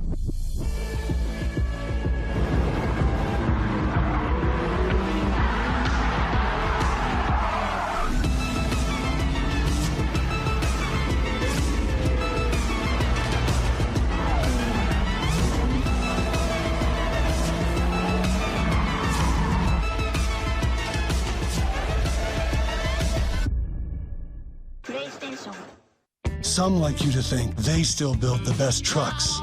But according to just about anybody who's handing out a trophy, Ram currently builds the best trucks. So if you're shopping for a truck today, here it is. If you're shopping in the past, well, good luck with that. Ram, the top brand in new vehicle quality in the entire automotive industry. During Ram Power Days, get $3,550 in total values or get 0% financing for 72 months on Ram 1500. We're talking about closing. When you see us close, you see us give everything we got. We're not talking about paperwork. We're talking about closing. Cross Country Mortgage is dedicated to getting it done. Everybody's invited to have a meal together. Having a solid standing dinner makes your whole table better. Turn on the game and go and grab your bowl. Taco mix it through the uprights like a winning field goal. Nothing new to it, mix it with taco standing up. Now you want it, you got it. On the Paso standing stuff. Hi, my name is Jasmine, and a little thing I love about the Chick-fil-A Grilled Chicken Club is the wonderfully marinated and juicy chicken breast. The marinade actually reminds me of my mother's cooking. You know, marinades, usually they take time, and you can tell that it was put together with love. My name is Meredith, and a little thing I love about Chick-fil-A's mac and cheese is the oven-toasted, cheesy top layer. If home had a flavor, it would be Chick-fil-A's mac and cheese. I'm passionate about it.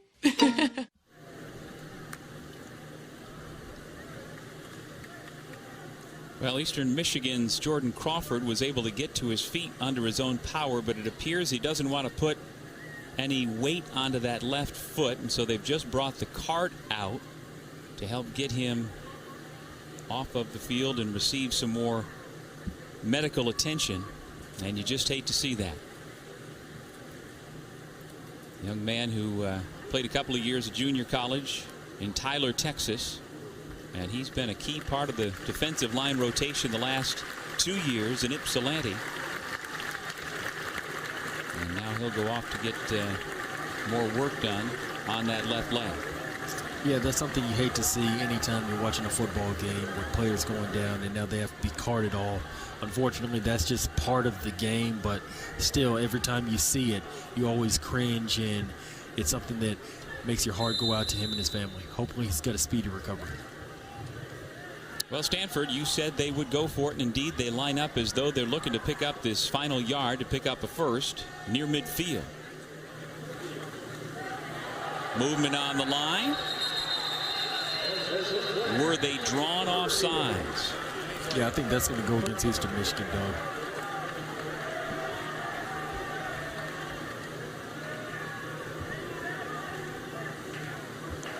Offside. Defense, number 44. 5-yard penalty results in the first down.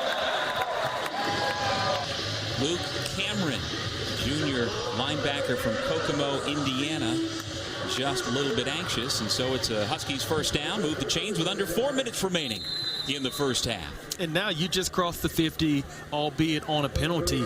I would look for Northern Illinois, Rocky Lombardi, to probably go ahead and try to take somewhat of a shot down the field, some sort of a deep pass. Go ahead and see what you can go ahead and try to get against this Eastern Michigan secondary. Lombardi hands. Ratkovich kicks it outside across the 45, still on his feet. It's another first down for Northern Illinois. Northern Illinois has been picking on that right side all game long. As you can see, there's no edge. And whenever it's a defense, whenever you don't have an edge, you have no chance. Eastern Michigan has to do a better job being well put together to go ahead and try to be in position to stop some of these big runs by Northern Illinois. I mentioned the 3 touchdowns on the ground this year for Ratkovich. They all came in week 2 in the wild game against the Wyoming Cowboys. Straight ahead for a gain of 3. Ratkovich, again, is used in a lot of different ways. Right now, the feature back in there for Harrison Whaley, who's having himself a good game. He's getting closer to 100 yards himself, and either way, NIU just keeps moving the football. Yeah, Eastern Michigan has to find a way to stop the bleeding. Now you can see Northern Illinois, they're just leaning on Eastern Michigan. And mind you, Doug, we're still in the second quarter. Eastern Michigan has got to find a way to go ahead and put some blows in there and fight back. Well, there's a little bit of fight. Several of the Eagles waiting on Ratkovich. And he was pushed back initially by Wu Scott Sr. His given name is Marqualin, but he goes by Wu, and he's got a son named Marqualin as well, and apparently Junior goes by Wu as well. And what do you know, Doug?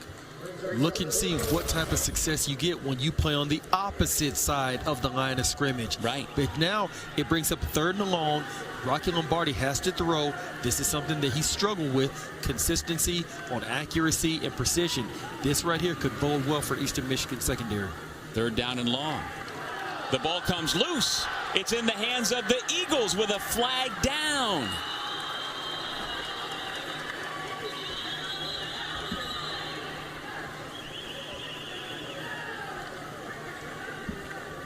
Matthew Bushman came holding offense number 70.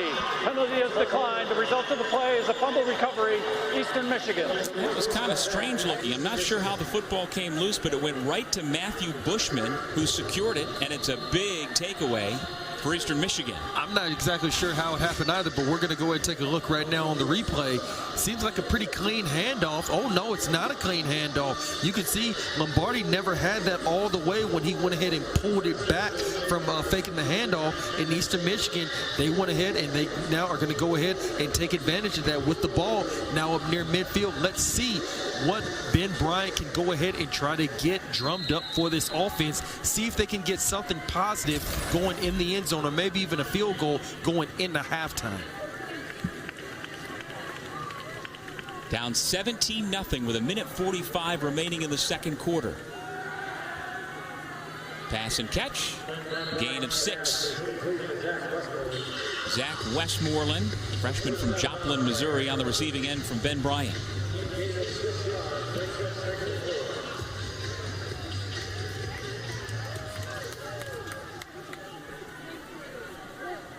Westmoreland with a couple of catches here in the second quarter. He came in 3rd in the country, averaging 26 yards per catch. Neither of them so far today of that ilk.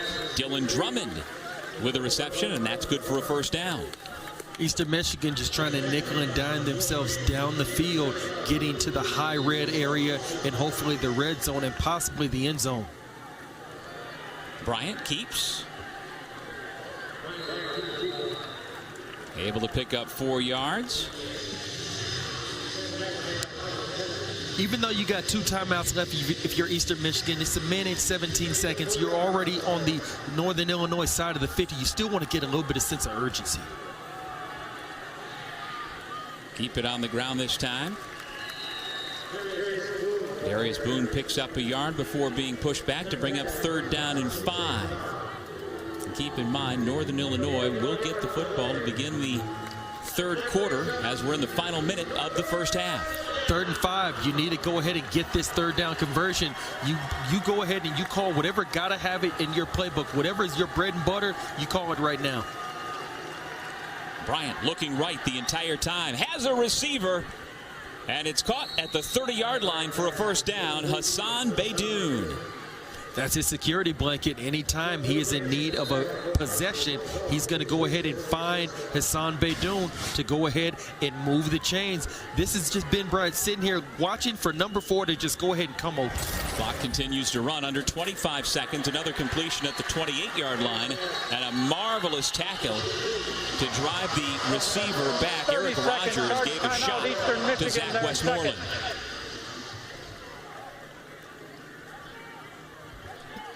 We saw that tackle in coverage. Eric Rogers, according to his head coach, says Eric has exceeded our expectations, and on the boundary, he has been their best covered corner so far this season. Yes, I really have enjoyed watching him play today. Somebody who did not even play in 2020. You can see going ahead coming up on this replay, he does a great job of putting his face mask right in between the numbers of Westmoreland. Yes, he caught the ball, but it's a minimal gain, bringing up now a 2nd and long situation.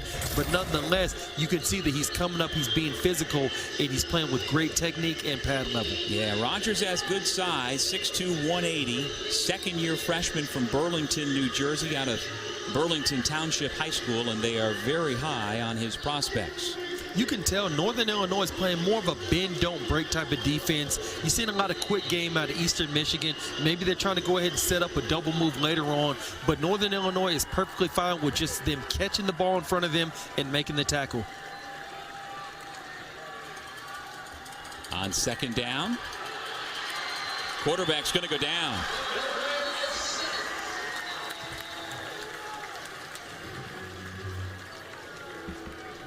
And now the man who just came up with the sack can't get up. It is Devontae O'Malley, who grabbed a hold of Ben Bryant and was able to get him to the ground.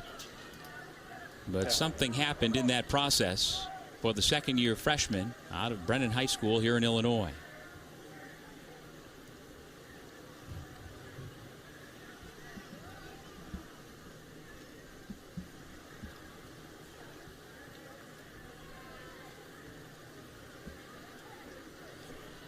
O'Malley's been really good in his 2 years at Northern Illinois.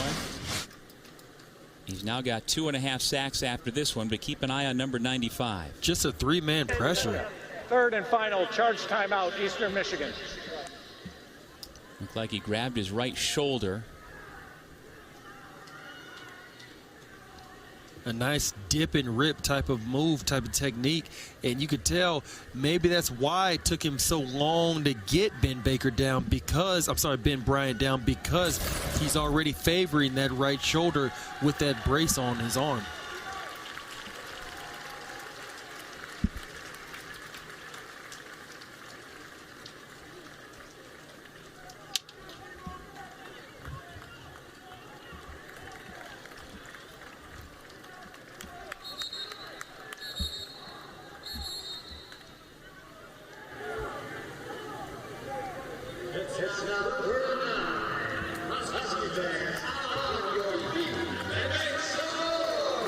And another big opportunity on 3rd and 9 for the Eagles with only 12 seconds remaining in the half. Only a 3-man rush. Northern Illinois is just going to give them anything they want, because Eastern Michigan either has to go to the end zone or to the sidelines. Bryant hit as he throws it. Ball's loose on the carpet, but it's an incompletion. James Esther again getting into the offensive backfield Throwing on for the Northern field Illinois. is an incomplete pass. 4th down.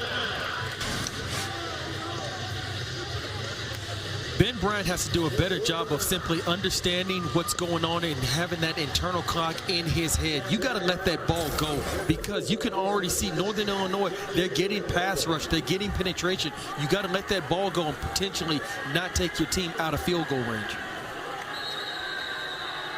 They're lined up for Chad Ryland to attempt a 47-yard field goal.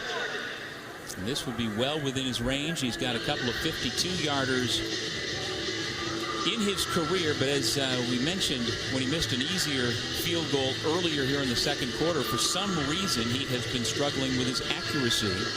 so far in the young season in 2021. And that's just how place kickers are. Like, they're very superstitious. They're always thinking about things from a more higher mind type of philosophy. So it could just simply be something that maybe is going on this year in his head, not necessarily something that has to do with talent or skill, things like that. That's one thing that I learned from my years playing, is that for place kickers, the guys that kick the field goals, things like that, even punters for that matter, they're very superstitious.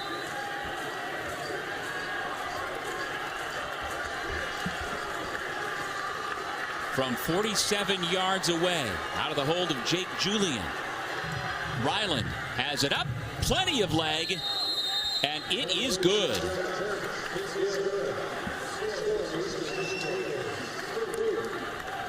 And that's good for Eastern Michigan to go ahead and put something on the board going into this half, because as you just said, Doug, Northern Illinois is going to get the ball to start off the second half. You want to get some positivity, get something in your mind going into the halftime. It's only going to be 10 minutes, not going to be the usual 20, but you want to make sure that you go in as a head coach with something you can go ahead and push to your team. It's only 2 touchdowns.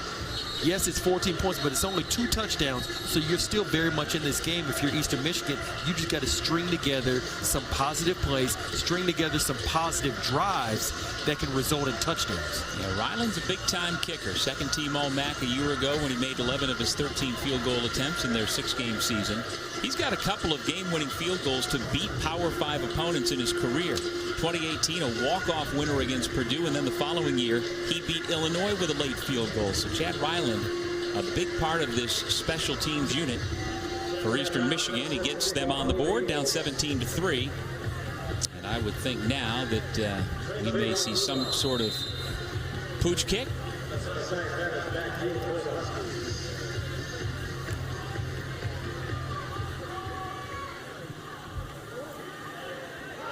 Ball's loose, covered, and there is still time on the clock. And so Rocky Lombardi will likely come out for one final snap here in the first half. Well, assuming we go to the locker room here at 17-3, what's the takeaway for Eastern Michigan? It's been a weird half. They didn't do much of anything in the first quarter, not a lot in the second. They have 3 points to show for it. You have a 2-hour and 45-minute weather delay. What are they feeling right now for Coach Creighton? I think for Eastern Michigan, you just simply got to settle down. You can't let Northern Illinois push you around up front on the offensive and defensive line. That's number one. Number two, if you're Ben Bryant, you got to do a better job of taking care of the ball. You got to get the ball out quicker. You cannot let that pressure get to you. You have to have that internal clock, and then you will not have the tip pass that winds up being intercepted by Dolphin for the touchdown. Because to me, right there, if you take that away, it's 10-3. It's still anybody's ball game. So I think that you have to make sure that you take care of the ball better if you're the quarterback. But as a team, you cannot let Northern Illinois push you around up front, as we saw the very first couple drives of the first quarter, when you see the gaping holes for Whaley and for Lombardi, and then also you see Northern Illinois on the defense side of the ball not allowing Eastern Michigan to have anything rushing. What were the first quarter stats? What was it? Negative 23 yards rushing? Yeah. You can't allow that. You got to be better up front. You got to be better in the trenches. Well, you see the Huskies touching the Husky as they head back into the locker room for just a few minutes. An abbreviated halftime break with the home team on homecoming, enjoying a 17-3 break. Jake from State Farm. What's good? Oh, Patrick? Nah, fam. Just your typical sneakerhead working here for the employee discount. But speaking of deals, I heard regular guys like me are getting the Patrick price. That can't be real, right? Listen, State Farm offers rates that fit any budget. Even yours, typical sneakerhead. Wow, just anyone now? Yeah. Man, these just sold out then. For surprisingly great rates that fit any budget, like a good neighbor, State Farm is there. Call or click to get a quote today. Today, let's paint with New Bear Dynasty so that you can be proud of your walls. Where's your furniture? Oh, we thought it distracted from the new Bear Dynasty paint color. Let me take your coats. Because Bear Dynasty only takes one coat. Bear Dynasty. Go ahead, throw your wine on it. What? Stain repellent. It's also scuff resistant. You're paying for that. Introducing Bear Dynasty, the best of Bear, exclusively at the Home Depot.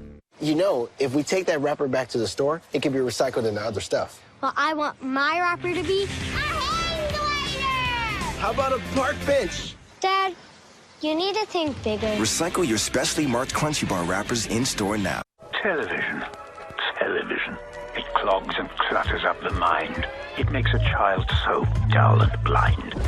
They sit and stare and stare and sit until they're hypnotized by it. In almost every house we've been, we've watched them gaping at the screen. That nauseating, foul, repulsive screen. Television. Television. No wonder what they've ever seen. In that ridiculous machine.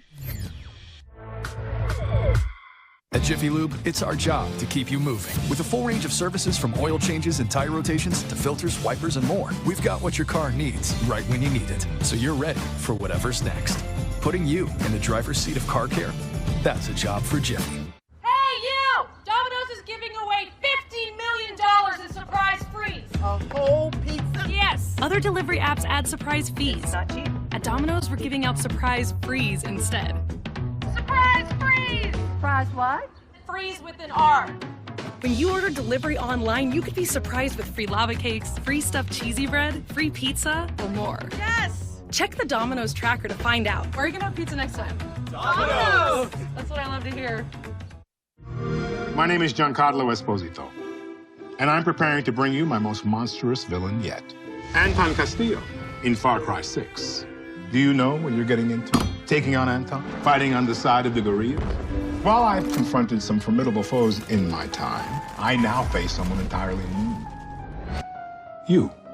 Buy it now, or else. Rated M for mature. Play it on the all-new Xbox.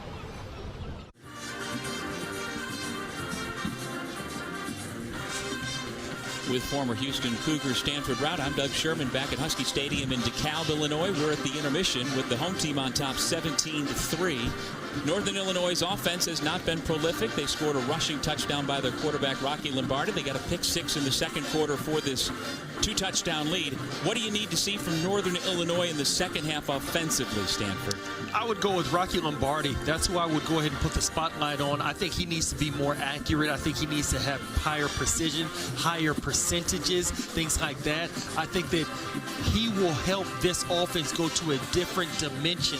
Not only being able to make plays with his legs, but also being able to be somebody who's more consistent, got the higher accuracy, higher completion percentage with his arm. I think that this Northern Illinois offense will be unstoppable in the MAC conference. So that would be my emphasis right now if I'm Coach Thomas Hammock for the second half. I want to see Rocky Lombardi show me that he's the true dual threat. We already know that he is a dual threat, but I want to see him take the next step, go to the next level.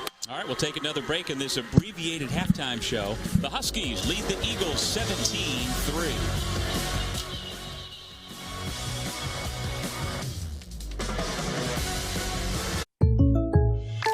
So if I was a sneakerhead cashing in on that sweet employee discount, I could still get the Patrick price? Yep. State Farm has rates that fit any budget. Nice. Like a good neighbor, State Farm is there. Call or click to get a quote today. You know, if we take that wrapper back to the store, it can be recycled into other stuff. Well, I want my wrapper to be a hang glider! How about a park bench? Dad, you need to think bigger. Recycle your specially marked Crunchy Bar wrappers in-store now. Television. Television. It clogs and clutters up the mind.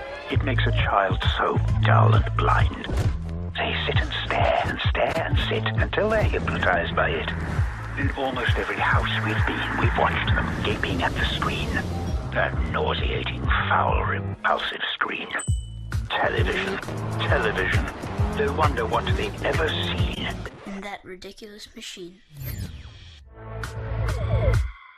At Jiffy Lube, it's our job to make car care make sense. With personalized service reviews that swap the car talk for straight talk, so you know what your car is telling you and what to do about it. Putting you in the driver's seat of car care, that's a job for Jiffy. Today, let's paint with New Bear Dynasty so that you can be proud of your walls.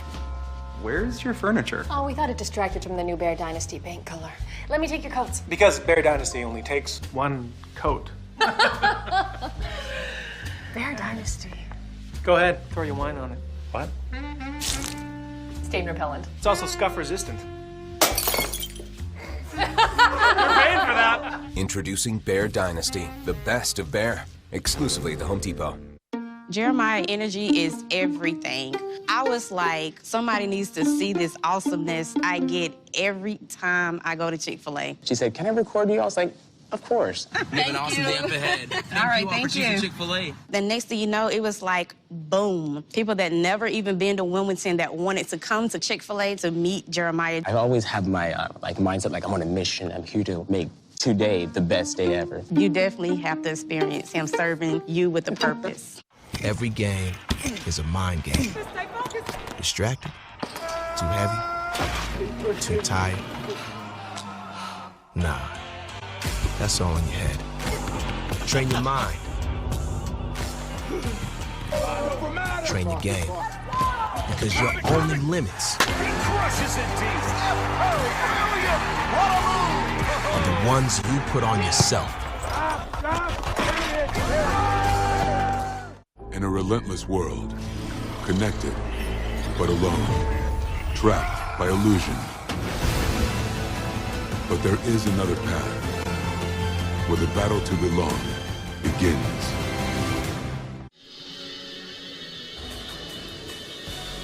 Back on a beautiful early evening in DeKalb, Illinois, just about set for the start of the third quarter. We have a chance to show you the first half highlights as the Northern Illinois Huskies enjoy a 17-3 lead. The first touchdown scored by the quarterback, Rocky Lombardi, from 5 yards out. Lowered his shoulder as he is good to do at 6'3", well over 200 pounds. 7-0 Huskies. That was followed by a 28-yard field goal off the foot of Richardson.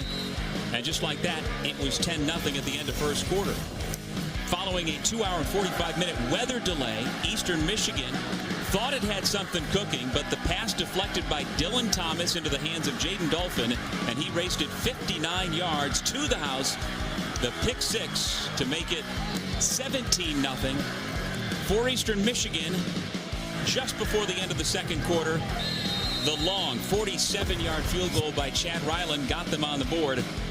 A lot of numbers to break down there from that first half, Stanford. Yeah, and I think the main thing that you can go ahead and look at is look at the third down conversions. Eastern Michigan 2 for 8, but also the rushing yards, -15. You can't win anything when you have negative rushing yards in the first half, because you got to be able to go ahead and establish the run game if you want to be successful. And that's for an Eastern Michigan team that has 14 rushing touchdowns this year through the first 4 games of this season. Well, the NHL is back on ESPN with opening night on October 12th, featuring the reigning Stanley Cup champion Tampa Bay Lightning hosting the Pittsburgh Penguins, followed by the first ever game of the Seattle Kraken taking on Las Vegas. ESPN will be the home to 75 live exclusive games throughout the season. The NHL season is nearly upon us on ESPN and ESPN Plus.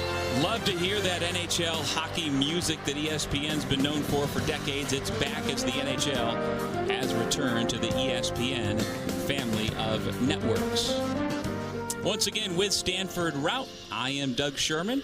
That is the former star running back for Northern Illinois, head coach Thomas Hammock, who, you know what, he's 40 years old. He's from Jersey City, New Jersey, but 11 years ago, Stanford, Thomas told then NIU Deputy Athletic Director Sean Frazier he would one day be NIU's head coach.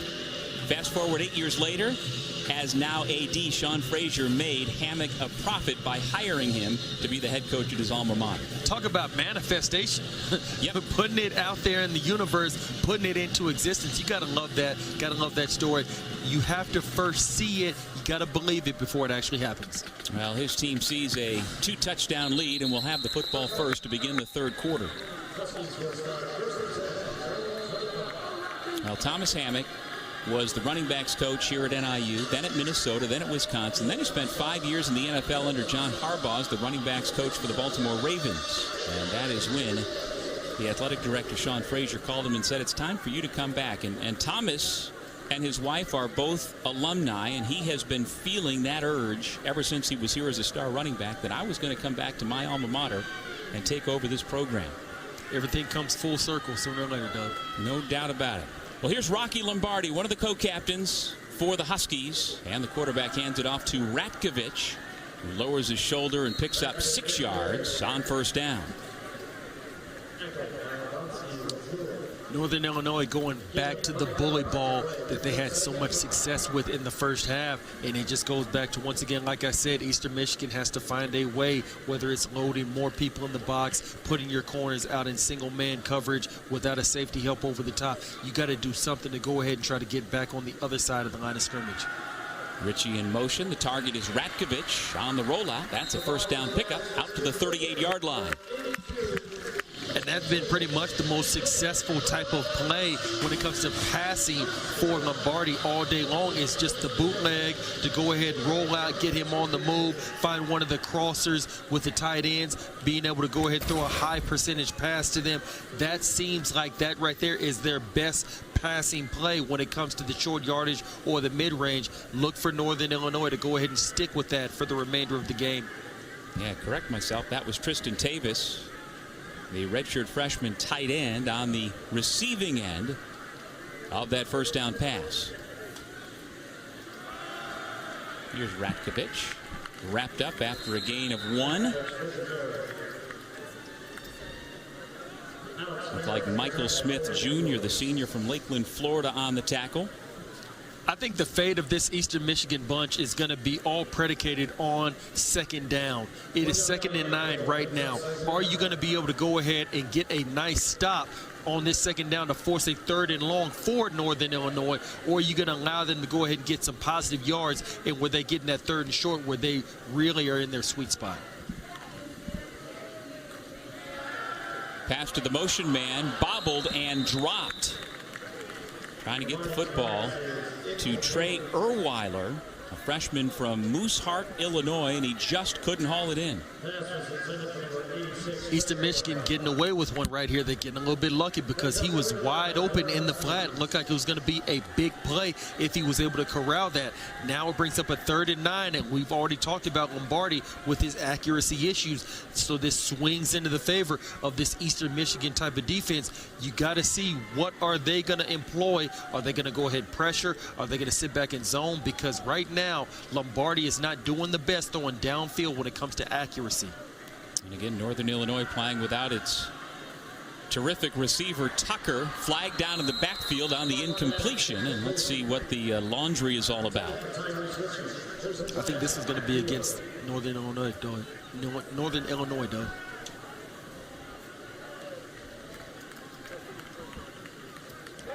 Illegal shift, offense, number 3, penalty is declined, brings up 4th down.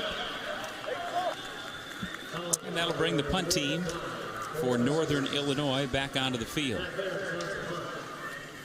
Matt Ferentz is a 5-time Mid-American Conference Special Teams Player of the Week. He holds nearly all of the program punting records. This from a former walk-on out of Lafayette High School in St. Louis, Missouri. Back to receive Hassan Beydoun. Great height on that punt. Beydoun able to make something happen with a flag down. Going to be likely to come back, but Beydoun out to the 40-yard line before being tackled near the sideline.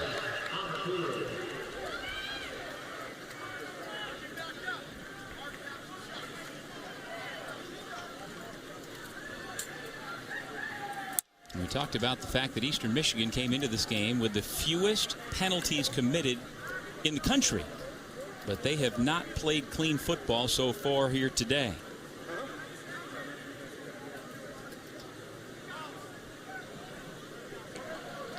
During the return, illegal block in the back. Return team number 14. Half the distance to the goal from the spot of the foul. First down.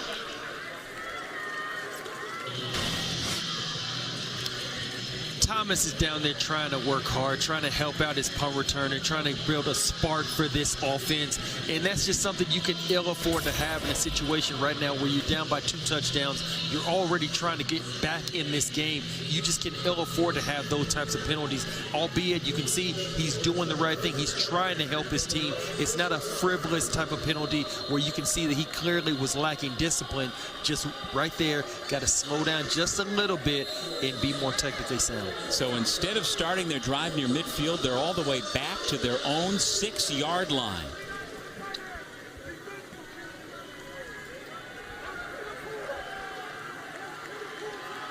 The tight end comes in motion. Bryant with the handoff. Forward motion for Darius Boone will be a 5-yard pickup.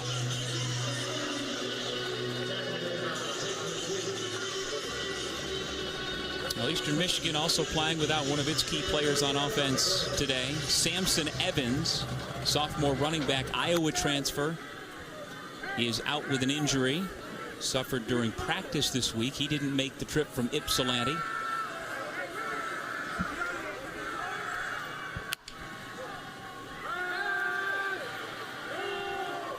Down the sideline, open man. Nice adjustment by the receiver to come back and make that play. Still on his feet across midfield. A huge play to get that yardage back by Hassan Beydoun. Eastern Michigan putting all 3 receivers to the left side of the formation. Just right here, just a wheel pattern to go ahead and try to get Beydoun out in space, try to get him loose. You can see Northern Illinois was not put together. They weren't ready for that. Boone. No pickup on that first down run. Tell you what, Northern Illinois' defensive coordinator Derek Jackson has seen enough out of Hassan Beydoun the last couple of years. He torched Northern Illinois in the finale last year. 8 catches, 136 yards.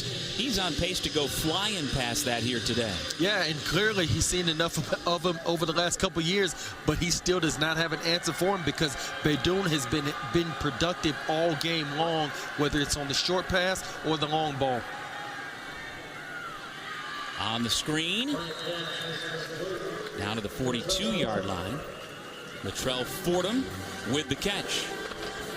And now you're in that medium range right now, Doug. It's 3rd and 6, so you got to ask yourself for Eastern Michigan, how do you want to attack this? Do you want to maybe try a draw, maybe try a screen, a downfield pass, something like that? But nonetheless, you have to pick up this first down to go ahead and continue your success to try to go ahead and get back into this game.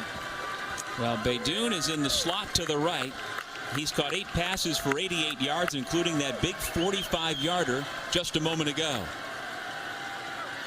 3rd down, throwing down the slot, and he's got a wide-open tight end, Bryson Cannon, into the end zone, and Eastern Michigan has its first touchdown of the ball game. Great throw. Great catch, great play design. Eastern Michigan, this is exactly the play that they needed to go ahead and put them back into this game. This is a momentum shifter, Doug. I'm not sure. I'm not going to go ahead and make any aspersion, but Uncle Mo might be shifting his way to that opposite sideline. I can't wait till we go ahead and show this replay because this is fantastic football by Ben Bryant and Bryson Cannon just off the catch and the run. The point after is good by Ryland.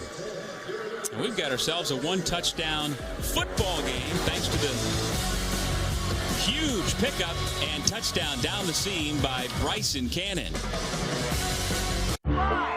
Whoa. Every week, millions of fantasy football players need to be confident they're making the right decision. What's up with CeeDee Lamb? How does ESPN help them make smarter trades and set the right lineup? Does this look bad? I don't know, I'm not that kind of doctor. IBM Watson. By analyzing everything from player stats to expert opinions, Watson cuts through the noise to deliver game-changing insights. Boomer Bust says CeeDee Lamb is going to boom. To keep ESPN at the top of the fantasy sports world. He's good. What can Watson do for your business?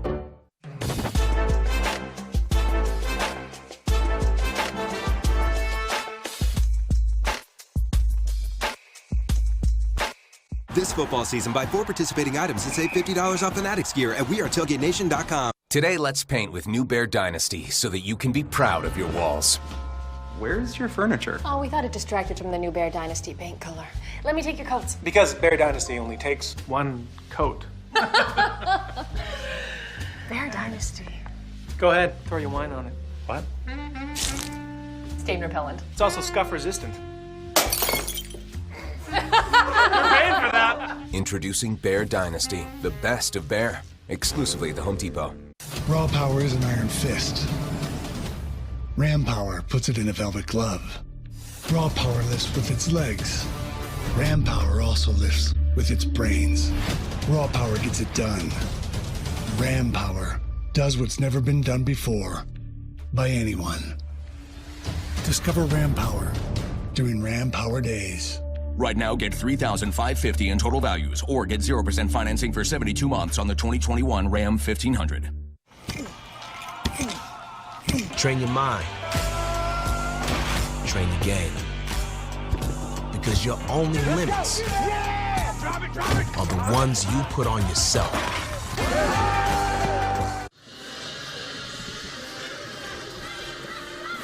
A 5-play, 94-yard drive capped off by the 42-yard strike from Bryant to Cannon. Yeah, this is a simple bender route, what you would call by Cannon. He runs up the field about 15 to 20 yards, and then he bends it back toward the middle of the field like he's running toward the upright. And Ben Bryant does a great job putting it right there on him, just over the linebackers. And then Bryson Cannon does the rest, scamper into the end zone for the big touchdown. Now puts Eastern Michigan within one score of Northern Illinois. And again, that was a 94-yard drive in just over 2 minutes. They had two big 40-plus pass plays. The first one went from Bryant to Baydoun. And all of a sudden, the offensive numbers for Eastern Michigan look a heck of a lot better. And we've got ourselves a football game. And how will Northern reply? And there is the Michigan State transfer, Rocky Lombardi, leading the offense back onto the field.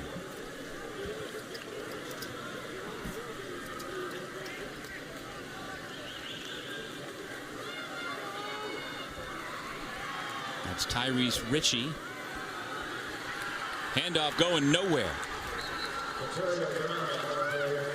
Ontario Brown, a freshman from Savannah, Georgia, making his collegiate debut. Got a taste of college football right there from the terrific senior linebacker, Terry Myrick. Terry Myrick doing a great job of penetrating. See what happens whenever you penetrate. Good things happen. Now you see 2nd and 14 for Northern Illinois. This is not what's conducive for them to be successful. So now Eastern Michigan now putting them in a position to go ahead and maybe potentially get off the field. Lombardi. Nice pass to Tyrese Ritchie. That's a first down for Northern Illinois. A nice throw to Tyrese Ritchie on the edges by Lombardi. Puts it right there where it needs to be, and then Ritchie simply does the rest, breaking the missed tackle, puts down Northern Illinois with the first down, moving the chains.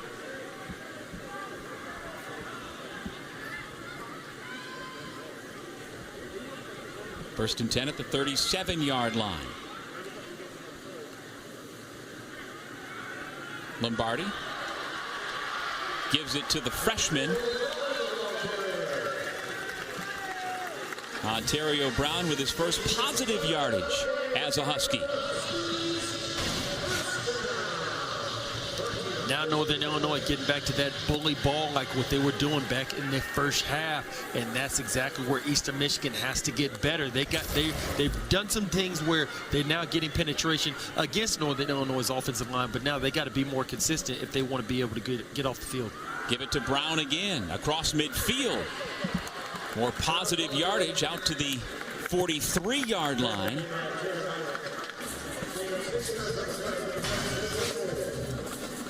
Take a look. You see those red jerseys. They are getting penetration on everybody in the white jerseys, and that makes the job of the running back so much easier when you have about 3 to 4 yards full of head of steam before somebody even touches you. Well, they've got some great leadership up front on that offensive line. Brown near the first down marker.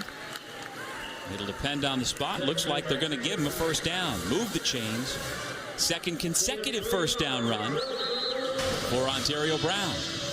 And now with this type of offensive approach, with this type of game plan, this could be demoralizing to a defense because you're simply running the ball down their throat. You're down only a touchdown, but this is that moment where if Eastern Michigan wants to go ahead and make an attempt to go ahead and tie this game up, get really back into the game, they have to go ahead and make some plays against the run.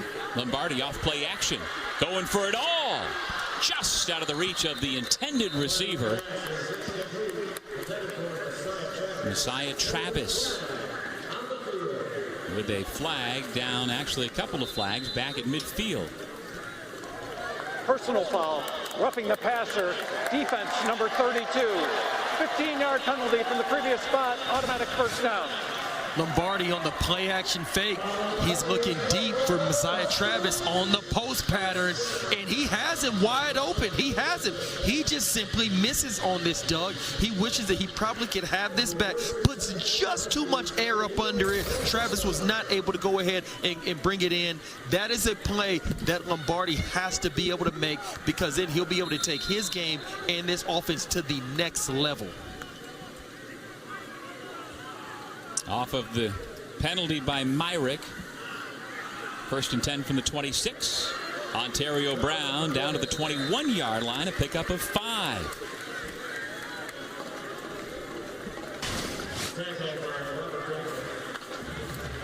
And now it just makes the penalty, it just makes the personal foul by Myrick even that much more debilitating, because now it gets back to Northern Illinois running the ball, turning up the clock, going, just slowing this game down, where Eastern Michigan was in a position where they really are looking like they're having some momentum, and a drive like this just zaps it all off of that sideline. Back to Brown. Big hole, and again, he's very near to the line to gain. Had to get to the 16, and he did. Yeah, they're going to move the chains again. I'll tell you what, Harrison Whaley, the max leading rusher, had 87 yards on the ground in the first half.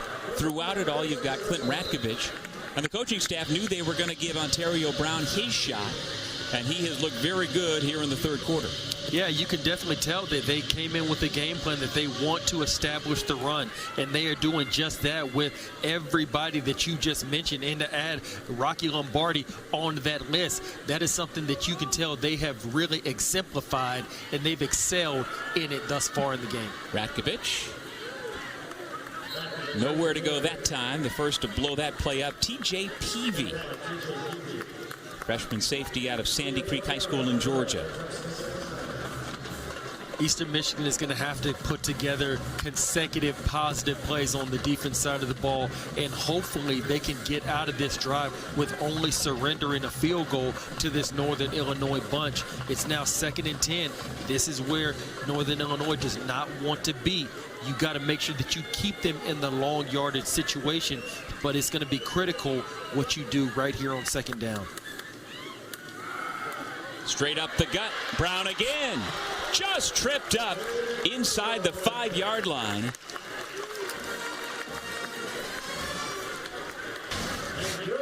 Now a little tempo for the Huskies as we take another look.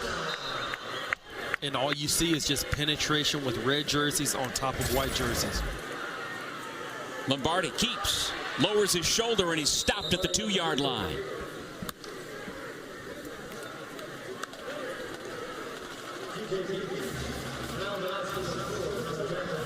TJ Peavy making the stop on Lombardi.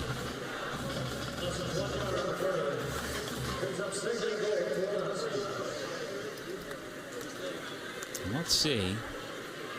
Yeah, the fullback, Brett Bostad, back out there again as a lead blocker. Going to run behind him with Ratkovich. Leans. Touchdown.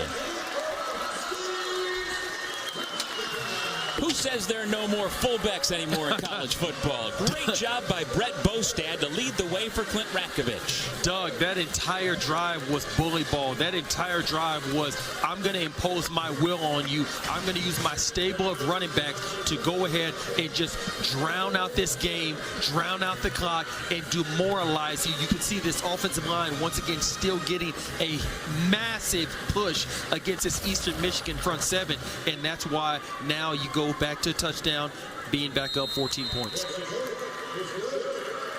Richardson's PAT is good, and it's back to a 14-point lead. The physicality of Northern Illinois on display once again with an 11-play, 75-yard drive to answer the Eastern Michigan touchdown and get the lead back to 14.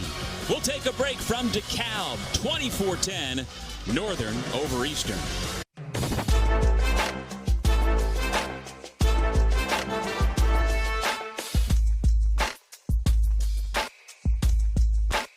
This football season, buy 4 participating items and save $50 off Fanatics gear at wearetailgatenation.com. Whoa. Every week, millions of fantasy football players need to be confident they're making the right decision. What's up with CeeDee Lamb? How does ESPN help them make smarter trades and set the right lineup? Does this look bad? I don't know, I'm not that kind of doctor. IBM Watson. By analyzing everything from player stats to expert opinions, Watson cuts through the noise to deliver game-changing insights. Boomer Bust says CeeDee Lamb is going to boom. To keep ESPN at the top of the fantasy sports world. He's good. What can Watson do for your business? We did it again. Verizon has been named America's most reliable network by Root Metrics, and our customers rated us #1 for network quality in America, according to J.D. Power, proving there's only one best network. Today, let's paint with New Bear Dynasty so that you can be proud of your walls. Where's your furniture? Oh, we thought it distracted from the new Bear Dynasty paint color. Let me take your coats. Because Bear Dynasty only takes one coat. Bear Dynasty. Go ahead, throw your wine on it. What? Stain repellent. It's also scuff resistant. You're paying for that. Introducing Bear Dynasty, the best of Bear, exclusively at the Home Depot. My name is Giancarlo Esposito, and I'm preparing to bring you my most monstrous villain yet, Anton Castillo in Far Cry 6. Do you know what you're getting into? Taking on Anton? Fighting on the side of the guerrillas? While I've confronted some formidable foes in my time, I now face someone entirely new. You. Pre-order now, or else. Rated M for mature. Play it on the all-new Xbox.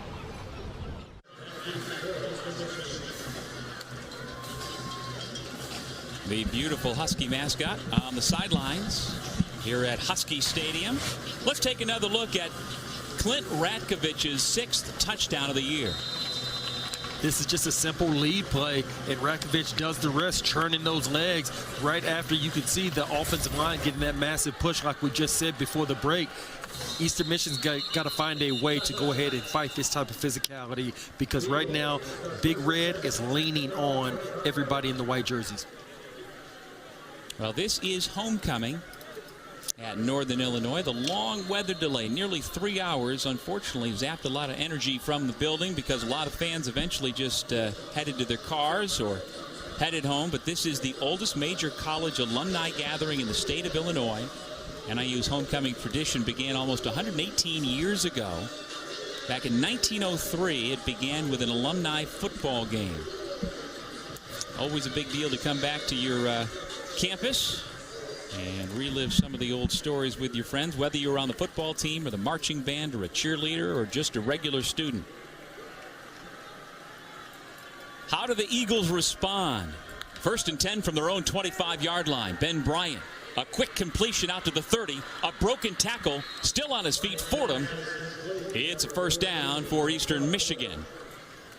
That's a good start to go ahead to this responsive drive. Simple hitch pattern to Latrell Fordham. He's able to go ahead and break the tackle, picking up a 1st down. This could go ahead and be a nice start to what could be a nice drive by Eastern Michigan. Or are they going to have a positive play on this very next down? Yeah, the freshman from Davison, Michigan, really broke out in the blowout win last week against Texas State. Had nearly 60 yards receiving, scored his first collegiate touchdown. Bryant, and nobody's going to come near that. Incompletion again, trying to find Latrell Fordham. That was a clear miscommunication between Ben Bryant and Latrell Fordham. I think Ben Bryant is expecting post pattern. Latrell Fordham is thinking something more along the lines of a curl, because you see right there Jordan Gandy is upfield shoulder, and he's wondering exactly what's going on, because whenever you're covering your receiver and you know that where you are, and all of a sudden you see a deep ball, it makes you kind of think that somebody leaked out. Maybe you had some sort of a blown coverage, but simply that was just a miscommunication between Bryant and Fordham. Run the football straight up the middle. Darius Boone, young man from Tulsa, Oklahoma, with a big pickup. That'll bring up 3rd down and about 2.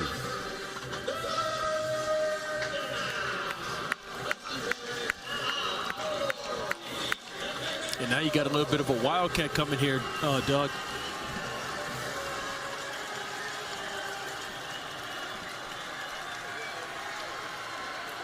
Gonna run it for the first down and much more. A terrific play call and execution with Aaron Jackson.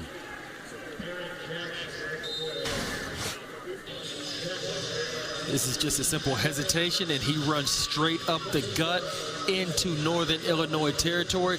That may be a staple that you might see Eastern Michigan come back to later on in the game down the stretch. They've got some wrinkles in this Eastern Michigan offense. We saw a wide receiver touchdown on a gadget play throwing out of Dylan Drummond last week. Keeping it on the ground here. Darius Boone once again.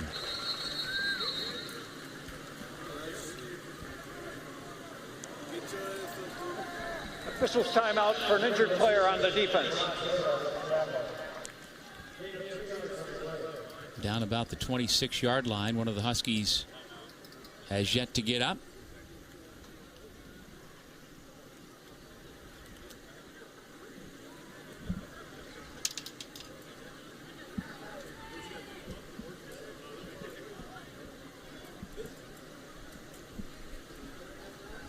Eric Rogers, it appears, number 12 in red.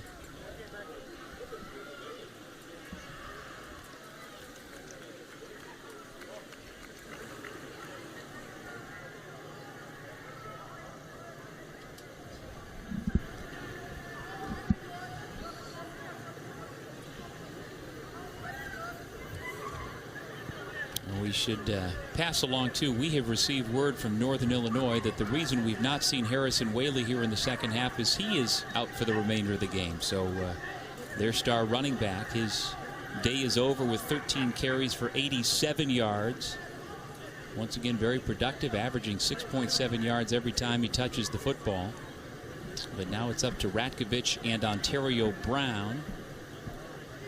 And now, unfortunately, we see a cart coming out onto the field one more time. Definitely never a good sign whenever you see the card coming out.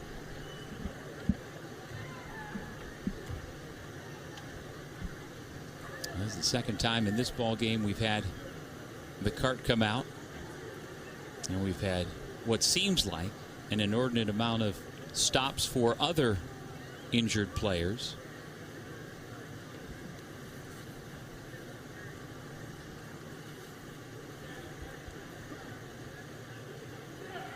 Certainly you can see on the faces of the teammates their concern as Rogers is helped to the cart.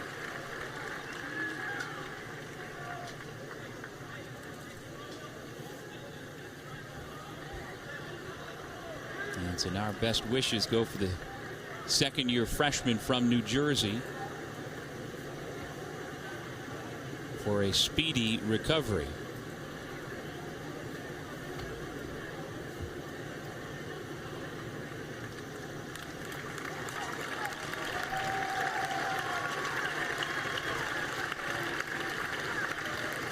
So now Coach Hammock will turn to others in that defensive backfield, like Javon Bird, a freshman from Milwaukee. This will be his opportunity, perhaps, to step up and show the coaches what he can do. Doug, it's all about opportunities. You can look at Tom Brady. If Drew Bledsoe does not get hurt and he does not go in and perform the way he did, who knows where Tom Brady is right now? So much of this game, so much of the success of this game, the position, the starting lineup, things like that, is predicated on just simply making the most of your opportunity when you get it. Fake handoff to Boone, instead dump it off to Baydoun.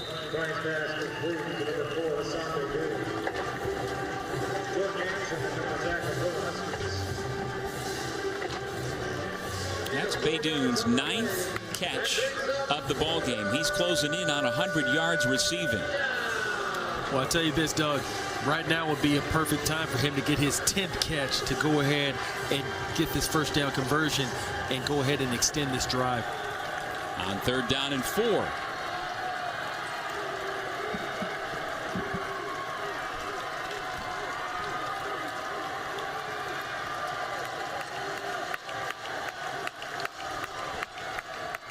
Bryant keeps on the RPO. He's got a lot of yardage before sliding at the 25-yard line. Great decision by Ben Bryant.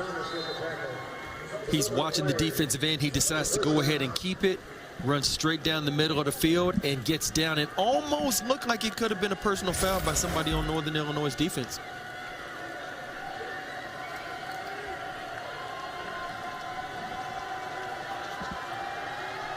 Bryant with Boone behind him. Gonna throw it into single coverage, and we've got a penalty flag that flies as Jordan Hansen, the second-year freshman safety, was in coverage trying to keep Baydoun from the end zone. Prior to the pass, holding, defense number 4, 10-yard penalty from the previous spot, automatic first down. It's very clear right now when Ben Bryant drops back to pass, he is looking for Baydoun, number 1, number 2. Holding was on number 7. Number 2, he may be looking for a Dylan Drummond or also a Latrell Fordham, but you better believe if you are on the new Northern Illinois defense, you have to make sure that you always know where Hassan Baydoun is at all times.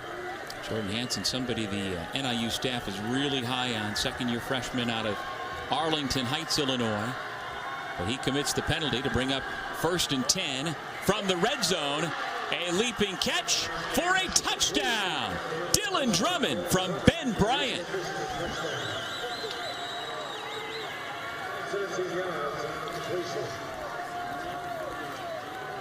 Ben Bryant throwing an absolute dime over the outside shoulder to a Dylan Drummond, letting him go up and get the ball. This is what Eastern Michigan exactly sorely needed in this moment to go ahead and get back into this game and now put it within 1 score. Ben Bryant, precise pass to Dylan Drummond for the touchdown. And with that extra point, we once again have ourselves a 1-score football game, 24-17. And this is just a simple fade pattern for Dylan Drummond, and Ben Bryant puts it exactly where he needs to, where nobody else can get to it. That's pretty good coverage by Jordan Gandy. That's pretty good coverage. He's upfield shoulder. He's doing everything. He's trying to pin him to the sideline, but it is impossible to beat a good thrown ball, all you young DBs out there. So kudos to Ben Bryant. Dylan Drummond doing a great job bringing the ball in and also keeping his feet in bounds, things like that. Fantastic execution for Eastern Michigan for that drive. Ben Bryant, great throw. He's got to be more consistent at it, but nonetheless, we can see he definitely has the ability. And when Chris Creighton and his staff got Dylan Drummond 3 years ago from Cleveland, they saw this coming. I think he's going to be an absolute star is what they said at the time, and he has evolved into just that. 3rd-team All-MAC a couple of years ago. His 2020 was limited by injury, but at the rate he is catching passes from Ben Bryant these days, Drummond will likely be an All-MAC receiver once again this fall.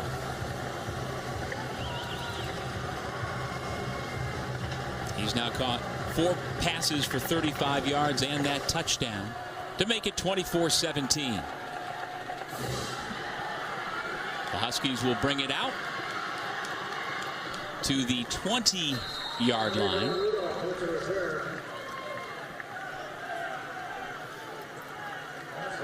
Messiah Travis, the return man. There's a good look at Drummond telling his guys how he did it. You always got to love after you make a big play to go ahead and celebrate with your teammates on the sidelines. Just that brotherhood, that camaraderie is something that you just can't beat. That's one of the leaders, one of the veterans, Drummond, telling the freshman, Latrell Fordham, how it's done. So now we ask again, late in the 3rd quarter, how will the Huskies respond? Lombardi hands it off on 1st down. Still on his feet with a spin, Ontario Brown. And the freshman in his collegiate debut continues to impress.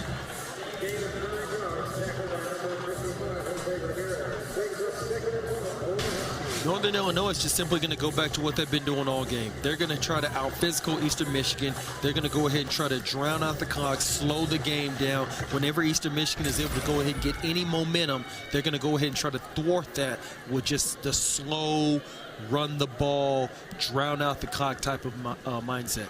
Brown has another first down. The offensive coordinator, Eric Eidsness, when we asked him a couple of weeks ago, why are you running the football so much better in 2021? Stanford, he said it was twofold. One, Officials timeout for an injured player on the defense. An injured Eagle. Well, Coach Eidsness says, one, we have more personnel groupings, and two, we're running the football better because our offensive line is so much bigger and stronger than it was by having a normal offseason where they can get into the weight room and do what they're expected to do, and it has manifested itself by the mentality they have and now the physicality that goes along with it. Any team that you see that is effective, any team that you see that is good within any conference, whether it is college football, high school football, or the NFL, you are going to have the big guys up front being able to be dominant. That's where the game is won and lost, in the trenches. Now, we know the offensive line, the defensive line, they don't get all the pub. They don't get all the glitz and the glamour. They don't have the luster to their names. But we all know that in this game, it is impossible to be successful if you do not have penetration up front on the offensive or defense side of the ball. I'm sorry, not or, both sides of the ball. That is where this game is won and lost, in the trenches with the big guys. And you can tell Northern Illinois, they are up to the challenge this season. And the two leaders, Braden Patton at center, Marcus Cox at left tackle, have started 20-plus consecutive games each. And they're joined up front by Lippy, Schernitz, Potter. They've been doing a nice job here today. Not much room there on first down. Rush tackles Brown, who will head to the sideline, replaced by Ratkovich.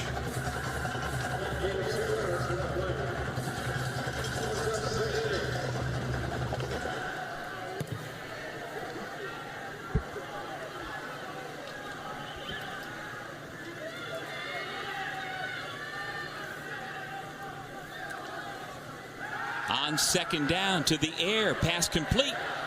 No yards after the catch, dropped at about the 40-yard line after the reception by Tyrese Ritchie. That's a very good tackle in the open field for no gain at all. I'm sorry, for a minimal gain. Now it brings up about a 3rd and 3. Going to be interesting to see exactly on the other side of this timeout, on the other side of this quarterback change, what Northern Illinois does on 3rd down. Clock going to run out on this third quarter after a very entertaining third. This is the end of the third quarter. This is the opening football game in MAC play for both Eastern Michigan and Northern Illinois, and it is still very much up for grabs as we head to the fourth quarter. On homecoming, the Huskies trying to protect their home field.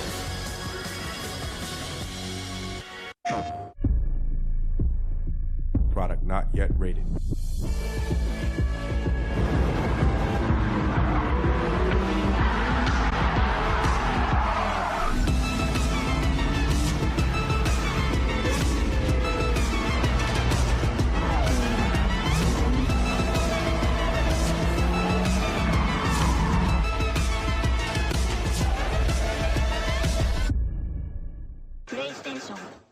I always start with the Eckrich deli meat. It's just a matter of how much I can get in there. And that's how I do Eckrich. And this is how I do Arm Day. I'm getting a crazy pump right now. 1001, 1002. Raw power is an iron fist. Ram power puts it in a velvet glove. Raw power lifts with its legs. Ram power also lifts with its brains. Raw power gets it done. Ram power does what's never been done before by anyone. Discover Ram Power during Ram Power Days. Right now, get $3,550 in total values or get 0% financing for 72 months on the 2021 Ram 1500. So if I was a singer-songwriter just about to make it big, I could still get the Rogers rates? Yep. State Farm has rates to fit any budget. That's awesome, man. You want to play drums? Like a good neighbor, State Farm is there. Call or click to get a quote today. Television. Television. It clogs and clutters up the mind. It makes a child so dull and blind. They sit and stare and stare and sit until they're hypnotized by it. In almost every house we've been, we've watched them gaping at the screen. That nauseating, foul, repulsive screen. Television. Television. They wonder what they've ever seen. In that ridiculous machine.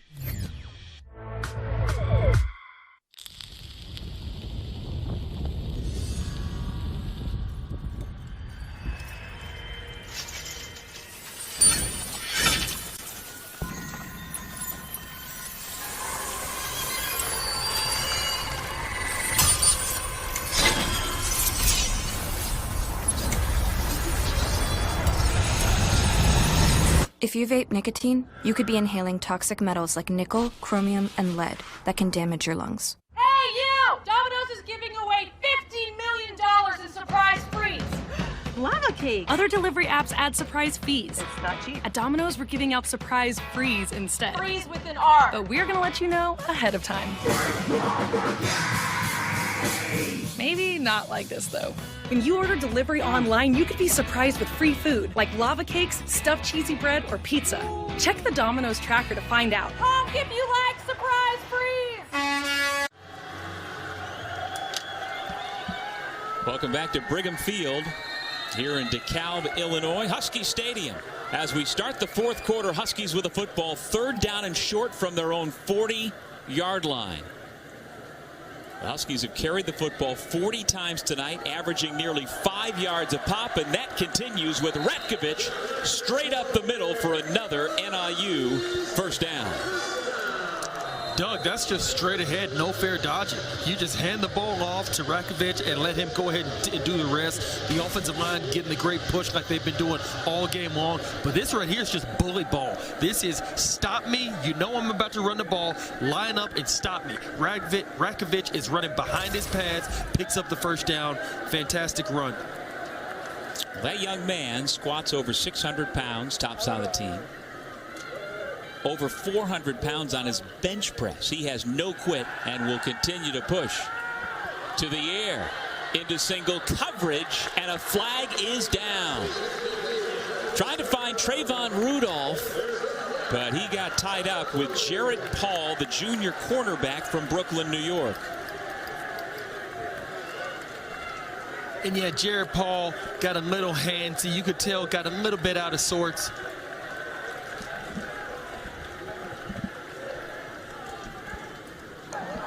Pass interference, defense number 9. 15-yard penalty from the previous spot, automatic first down. He got a little bit out of sorts, got a little bit lost with the ball in the air, things like that. So he's got to do a better job of just tracking the ball and actually just trusting his speed. He's right there in position. He just can't panic and get to where now he's almost kind of pushing off, things like that, because the referee is going to call that every time. That is now 6 penalties for 51 yards against Eastern Michigan. More than twice their per-game season average, which coming in was best in the country. From inside the 40-yard line, big hole up the middle again, and again it's Ontario Brown.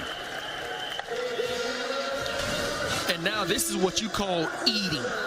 Northern Illinois, their offensive line, their running backs, they are eating right now. They are leaning on this Eastern Michigan front seven, and now the running backs are just simply finding the hole within this zone blocking scheme, and then they're taking care of the rest. Brown listed at 5'10", 214 pounds, from Savannah, Georgia.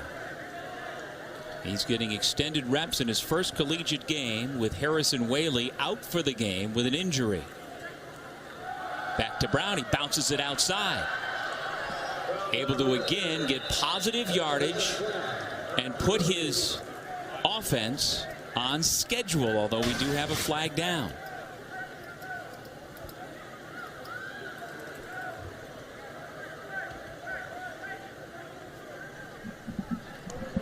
Holding, offense number 65. 10-yard penalty from the previous spot, first down. Yeah, on replay, I saw that at the point of attack. Logan Schernitz called for the penalty.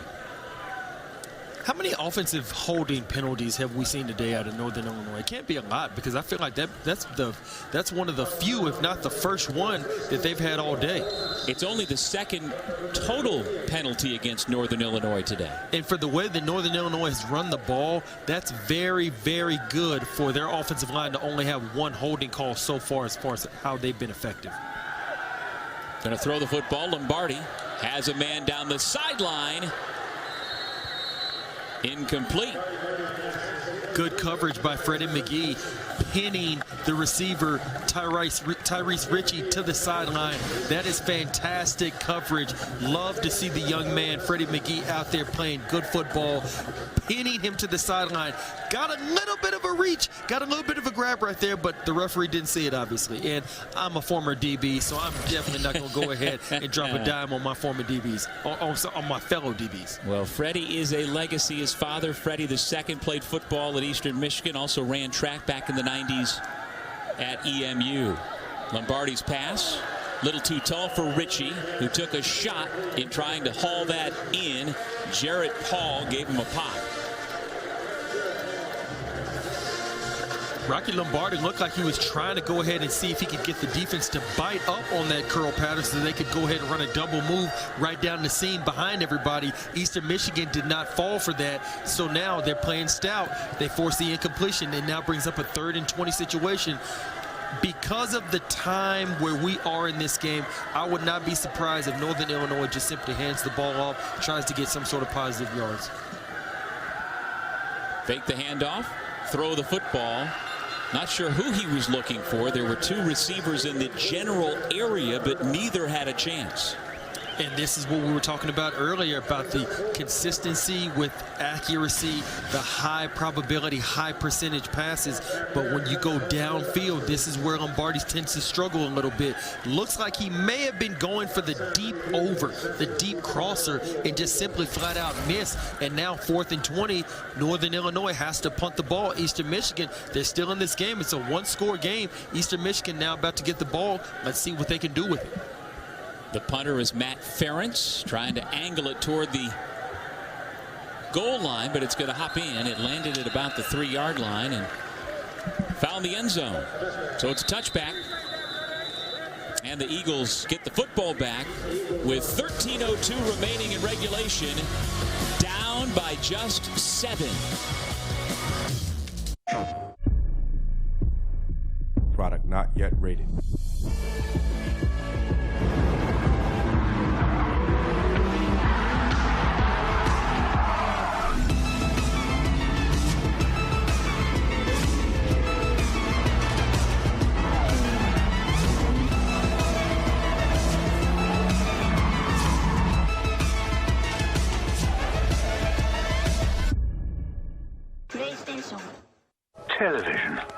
Television.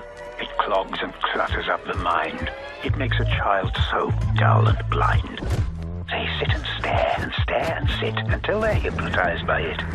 In almost every house we've been, we've watched them gaping at the screen. That nauseating, foul, repulsive screen. Television. Television. They wonder what they've ever seen. That ridiculous machine. My name is Leslie. My favorite thing about the Grilled Chicken Club is the grilled chicken. Like, it's actually been on a grill. As soon as you grab it to go take your first bite, it's just like insanely good. Hi, my name is Brian, and a little thing I love about the Chick-fil-A mac and cheese is you can taste the different types of cheeses and the blends that they use, and everything just comes together. It's like a delicate dance. They're like perfection in every bite. Wait, is that a baby on the field? Defensive linemen are playing peekaboo. Harris now appears to be burping the baby. We don't need any more trick plays. Harris is off to the races. But we could all use more ways to save. Touchdown!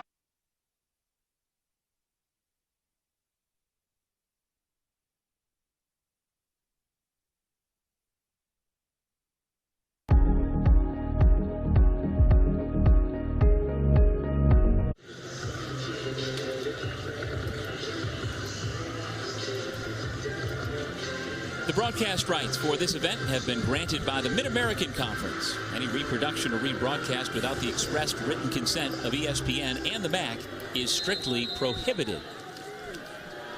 Well, Eastern Michigan has the football back. This is an offense that over the last 2 weeks scored a combined 101 points in wins over Massachusetts and Texas State. They are down a touchdown with Ben Bryant at the controls, and he's got a man for a first down and much more out to the 46-yard line, and it's our guy Hassan Beydoun one more time. Ben Bryant, now his confidence is growing after that touchdown pass to Bryson Cannon. Now he's starting to feel it. Finding Beydoun deep over the middle. You can see right here on your screen, throws it on target just over the linebackers. Fantastic throw. Once again, along the sideline, on time, on target to number 4 in white, Hassan Beydoun. And now you can see, now he's backdooring it with consecutive really, really good throws. Now you're starting to see a little bit more of that Ben Bryant. I like what I'm seeing right here, Doug. Well, Ben Bryant was a 4-star recruit coming out of high school. Georgia, Wisconsin, West Virginia all offered. He originally committed to Wisconsin, never got there, went to Cincinnati, had a solid career, and now is a transfer at Eastern Michigan trying to, well, diagram what would be a tremendous comeback after a first half where they couldn't find the end zone. You can see once again the soft coverage on Beydoun. I'm still not sure why they're playing soft coverage on Beydoun. He's clearly the go-to guy, but nonetheless a good open field tackle by Jordan Hansen. Gain of 2.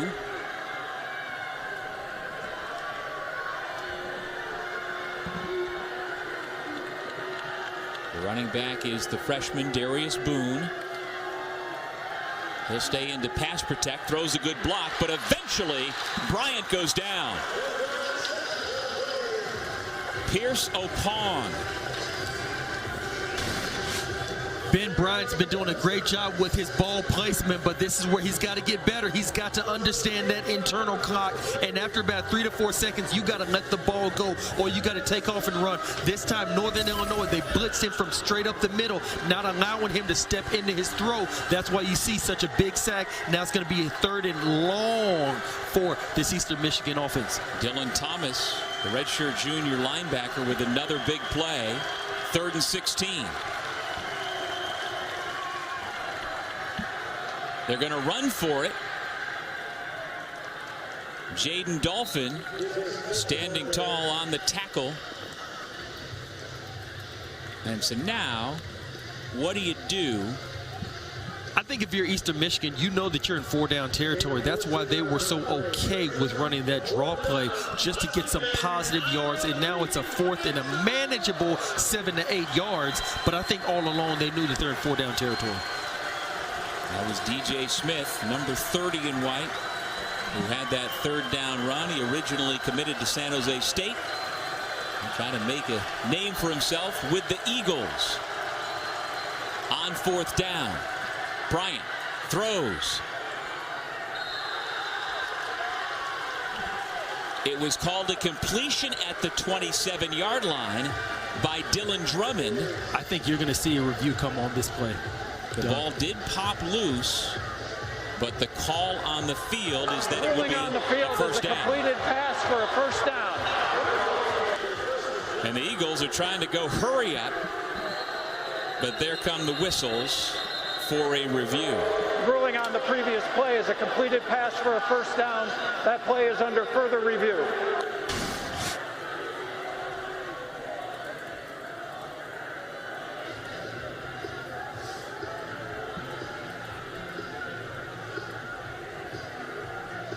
Now the pass was a little behind. McGee able to get a hand in on it. Did Drummond have it long enough to be a first down catch? That's going to be a close one. I'm not sure if there's any conclusive evidence that's going to go ahead and allow these referees to overturn this. So it's very important to know that they ruled it a catch on the field. It's going to have to be irrefutable, conclusive evidence for them to go ahead and overturn it. To me, I'm not sure about that, Doug. I'm not sure if that's a catch. I'm not sure, but we all know, as we seen with Des Bryant years ago, Calvin Johnson in the NFL, we sometimes don't even know what a catch is anymore. So I'm not going to go ahead and sit over here and talk like I'm a guru because I'm a novice just like everyone else is. So I'm going to go ahead and wait to see what the referees come down with. And let's not forget the fact that you're a defensive back, so of course you're going to see a one-way, right? More or less, Doug, more or less. But as you said, Stanford, the fact that the call on the field was a completion, I think it might be hard to overturn it as well. Yes. But, I have been wrong many times before.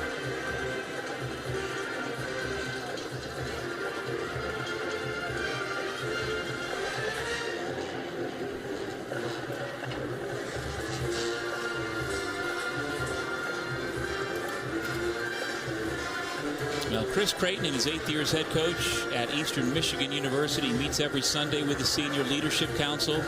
On the night before each game, he has what's called a senior share, where a senior shares with his teammates their experiences, most what football means to him as we take one more look.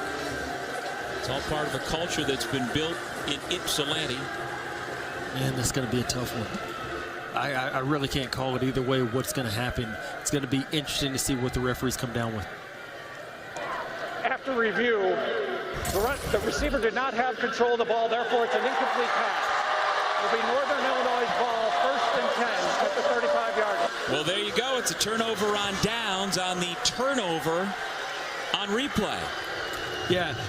Whenever referees are looking at those types of plays, they want to see, does the receiver have complete control of it? And whenever you see Miles McGee doing a great job of getting a hand in there, being physical at the point of attack, you can tell Dylan Drummond did not have complete control of it. And then you see the ball obviously dribbles out.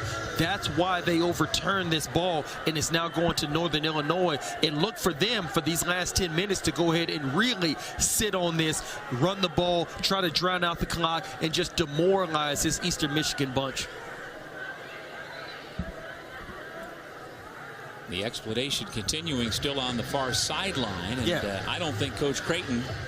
If I'm Coach Creighton, I am furious right now because I feel like you took an opportunity away for us to go ahead and tie this ball game up. Trips to the top of your screen.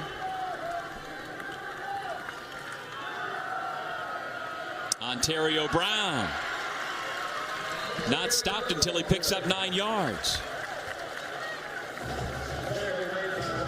And now look for Northern Illinois to get into their 4-minute type of offense, even though it's 10 minutes left to go in the game, where now they really want to slow everything down. They want to take their time. They want to be methodical. They want to pick up the first downs. They want to go ahead and try to suck all of the wind out of the sail for Eastern Michigan for any possibility for them to be able to go ahead and have momentum to tie this game up. 2 tight end look on 2nd down and 2. Brown cuts it back. He's met at the 30, or rather the 45-yard line. And it looks like the spot is going to leave him a few inches short. You can see this is what you call hat on a hat, and all Ontario Smith is doing is just simply looking for that lane that he can run in. Good job by Eastern Michigan not allowing the first down. It's going to be 3rd and short. If Eastern Michigan wants to go ahead and try to get back in this game, get the ball back, give Ben Bryant a chance to go ahead and create some magic for them to possibly punch it in the end zone, they've got to get a stop right here. Yeah, that was Mike Haney, the sophomore from Maumee, Ohio, who shed his blocker and made that first hit. So 3rd and inches. Give to Ratkovich. A little risky there. It looked like he had a hole to get the first down and tried to get more and turn the corner, but he did either way move the chain. Yes, that was very risky, simply because Eastern Michigan could have held off. They could have sealed the edge, and that could have been a TFL rather than him picking up a first down. But once again, like you said, he squats 600 pounds. That man believes in his legs. He runs behind his pads, and he knows that you guys haven't been able to stop me all day long. What makes you think you're going to be able to stop me right now on this 3rd down in inches? Clock keeps running with 8:15 remaining in the 4th quarter.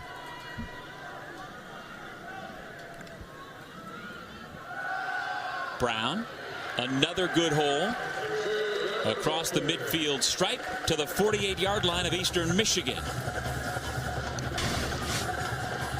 This is just simply, you know what I'm about to do. I'm not about to confuse you. You got to line up and you got to stop it. If you really want to win this game, Eastern Michigan, you got to line up. You got to stop Ontario Brown. You got to stop Ratkovich. You got to stop Lombardi, because I don't think you'll be seeing many more pass plays out of this offense for the remainder of this game.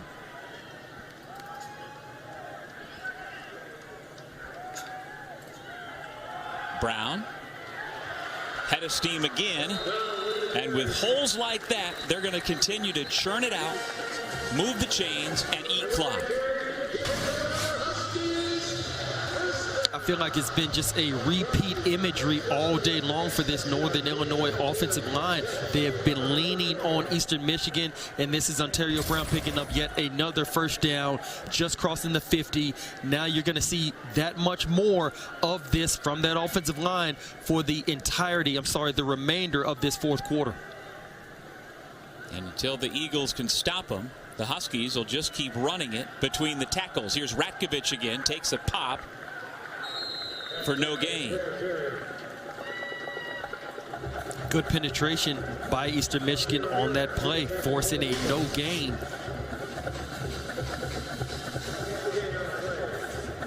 Myrick doing a good job of getting in there, obviously coming from his linebacker position, and that right there causes a chain reaction for the other white jerseys to be able to corral Ratkovich before he's even able to pick up 1 yard. Yeah, Dexter Maynor, freshman from Rincon, Georgia, made the first contact. So 2nd down and 10. Ratkovich.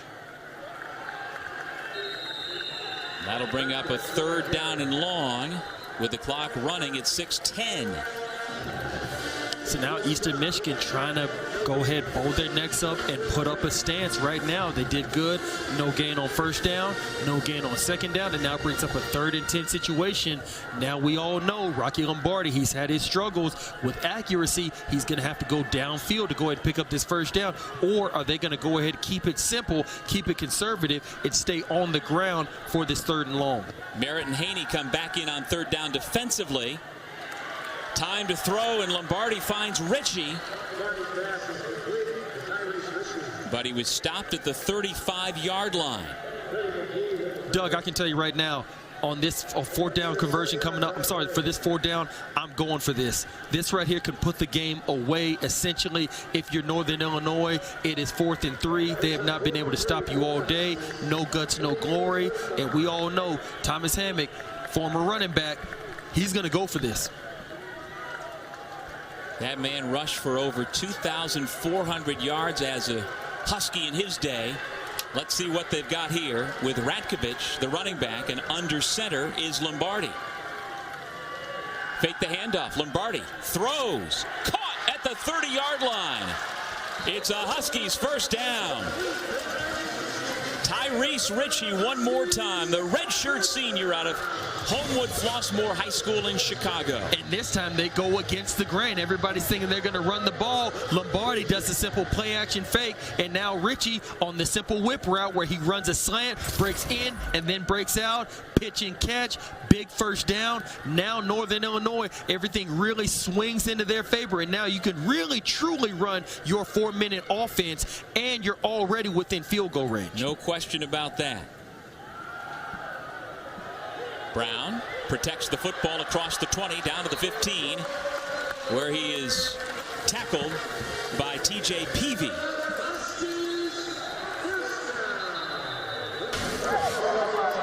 Officials timeout for an injured player on the defense. You look at these running elephants, these lead blockers for Ontario Brown. He ran about 5 or 6 yards before even a white jersey was able to go ahead and get a hand on him. We'll take a break with another injured defender for Eastern Michigan with 4:18 remaining in the 4th quarter.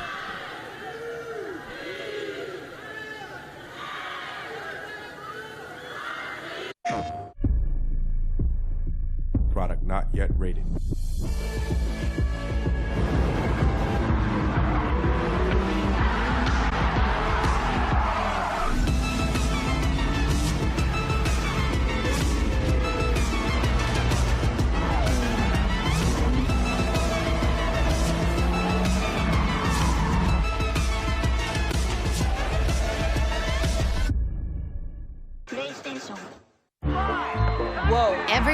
millions of fantasy football players need to be confident they're making the right decision. What's up with CeeDee Lamb? How does ESPN help them make smarter trades and set the right lineup? Does this look bad? I don't know, I'm not that kind of doctor. IBM Watson.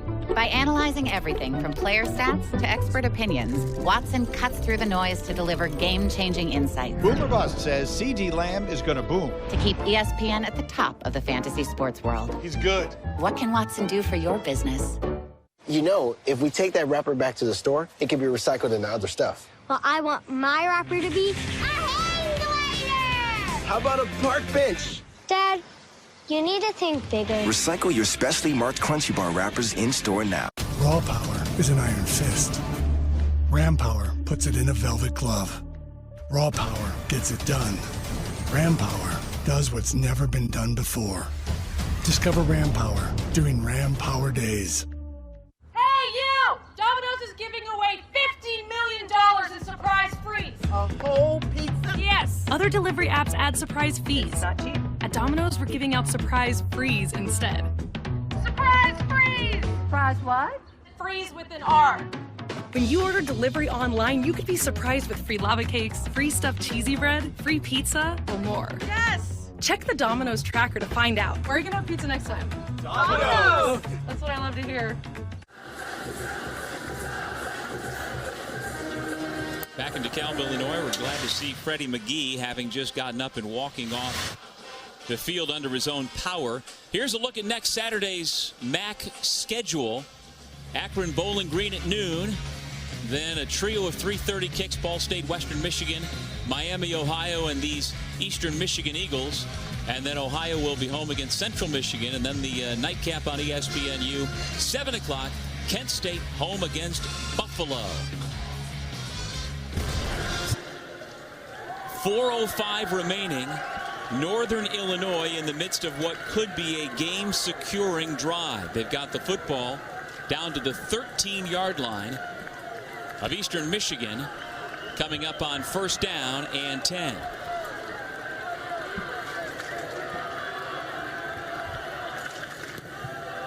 Handed off Ratkovich, and he is tackled from behind for a short gain. 30-second charge timeout. Eastern Michigan there first.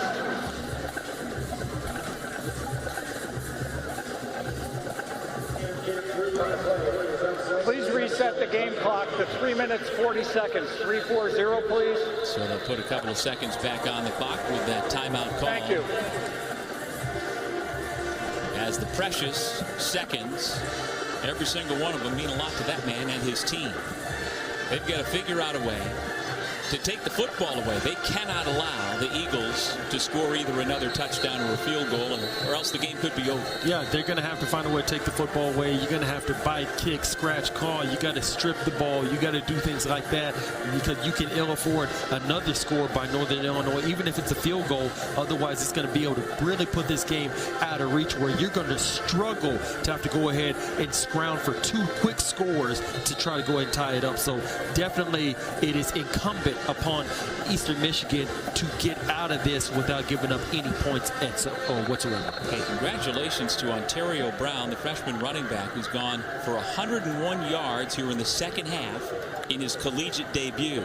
But they give it to the senior Ratkovich, who barrels ahead inside the 10-yard line down to the 8. 30-second charge timeout. Eastern Michigan there second. And that will leave Eastern Michigan with 1 timeout remaining. Yeah, now Eastern Michigan is doing a pretty good job of not allowing the big chunk yards that Ratkovich was getting earlier in the quarter. I want to say that it might be too little too late, but nonetheless you still see the good execution up front. And even if you're a coach right now, if you're Coach Creighton, even if you lose this game, you can see that your team was fighting hard all the way to the very end. So definitely some positives that you could take away from this game, even if it's a loss. Now, Northern Illinois offensive coordinator Eric Eidsness has a goal every game. He says they need 10 or more explosive plays per game, and he he defines those by a 12-yard run or more or a 16-yard pass or more. They had 12 in the win over Maine last Saturday. I don't know what the total is here, but I would say that they probably are past that, as their offense has found chunk yardage time and again. 3rd down and 5. The line to gain is the 5-yard line. Ratkovich going to be stopped short. And now you can see another timeout by Eastern Michigan. 30 seconds charge timeout. Eastern Michigan, their 3rd. Well, Robert Daniel Jr. has been a tackling machine as the backup rover this year for Eastern Michigan. Number 0 for this game today. It is symbolic of being Eastern Michigan's hard hat defender. Got to be selfless, hardworking, and tough. And he stood up to Ratkovich on that to bring up 4th down. So now let me ask you this, Doug. It is going to be 4th and about, I believe, 2 or 3 based on the last spot for the when Ratkovich was tackled. Eastern Michigan is out of timeouts. They're down 7 points.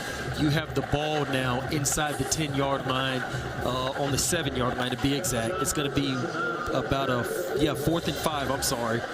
Do you go for this or do you kick the field goal? Kick the field goal. No question about it. Coach Hammock feels the same. John Richardson, who is perfect this year, lines up for a 26-yard attempt. The kick is up and good. A huge field goal to make it a 2-score lead. 27-17 Northern Illinois. We'll step away with 3:25 remaining here in DeKalb, Illinois. Whoa. Every week, millions of fantasy football players need to be confident they're making the right decision. What's up with CeeDee Lamb? How does ESPN help them make smarter trades and set the right lineup? Does this look bad? I don't know, I'm not that kind of doctor. IBM Watson. By analyzing everything from player stats to expert opinions, Watson cuts through the noise to deliver game-changing insights. Boomer Bust says CeeDee Lamb is going to boom. To keep ESPN at the top of the fantasy sports world. He's good. What can Watson do for your business? Everybody's invited to have a meal together. Having a solid standing dinner makes your whole table better. Turn on the game and go and grab you ball. Top it makes it through the uprights like a winning field goal. Nothing new to it, this one's a top to set it up. Now you won't even got it. Or the pass will stand and stuff. Every game is a mind game. Distracted? Too heavy? Too tired? Nah, that's all in your head. Train your mind. Train your game. Because your only limits are the ones you put on yourself. Today, let's paint with new Bear Dynasty so that you can be proud of your walls. Where's your furniture? Oh, we thought it distracted from the new Bear Dynasty paint color. Let me take your coats. Because Bear Dynasty only takes one coat. Bear Dynasty. Go ahead, throw your wine on it. What? Stain repellent. It's also scuff resistant. You're paying for that. Introducing Bear Dynasty, the best of Bear, exclusively at the Home Depot. I want him to answer for what he has done. I request a duel to the death. The accusation is false. What happened to me is wrong. Do as you must. Confess! The Last Duel, rated R.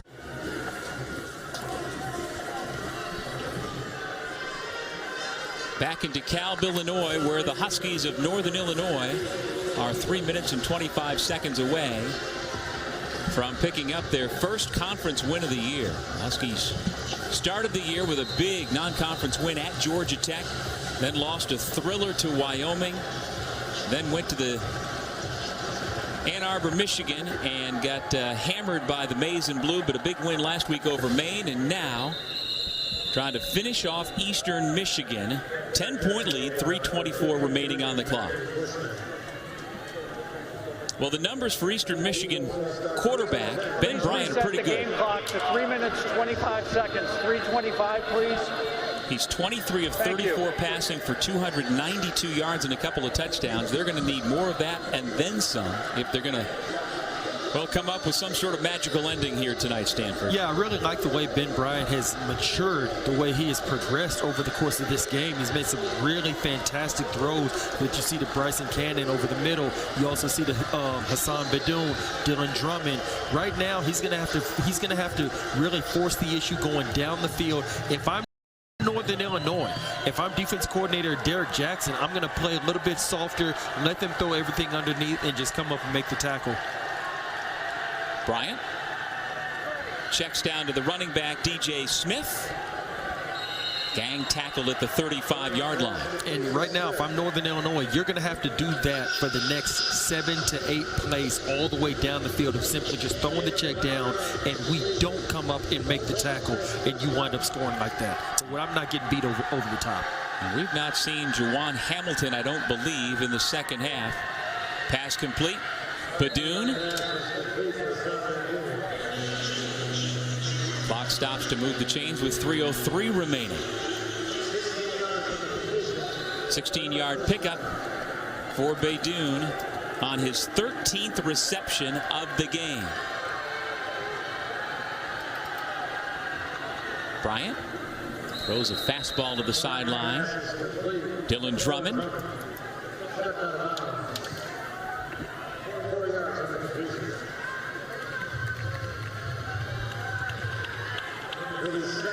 Well, Ben Bryant appeared in 8 games last year for Cincinnati as their backup. A great Bearcats team that won the American Athletic Conference championship.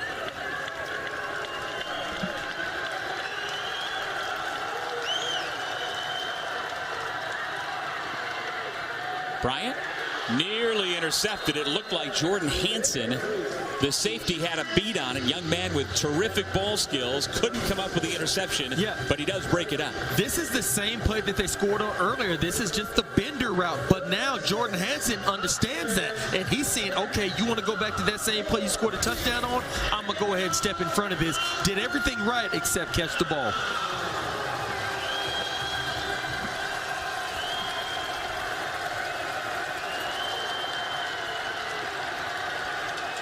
Third and 6.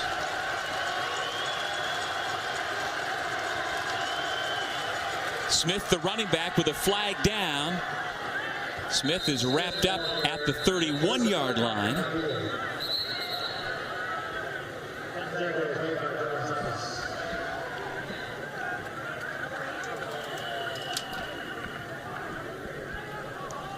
Offside. Defense, number 54, lined up in the neutral zone. Penalty is declined. Result of the play is a first down. Jalen Pinckney at the bottom of the screen. You can see he's lined up in the neutral zone. And so it's first down for Eastern Michigan.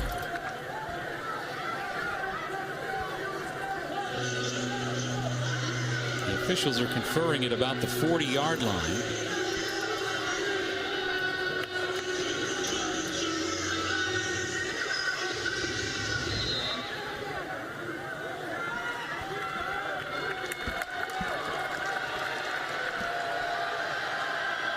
Bryant has a man inside the 20-yard line. It's Beydoun one more time, and they hustle up to the new line of scrimmage.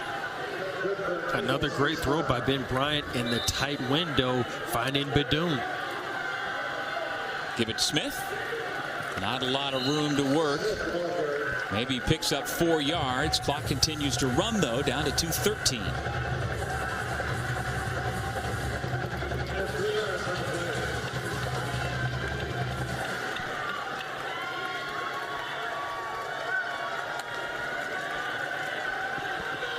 Bryant, incomplete.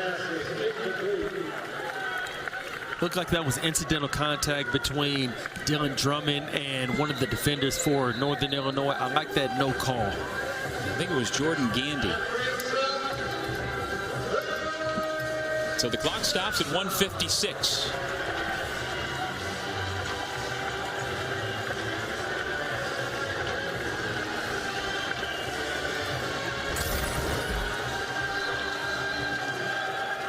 3rd down. 6 yards to go, and before that, a timeout called 30-second by charge the Huskies. timeout, Northern Illinois, their first.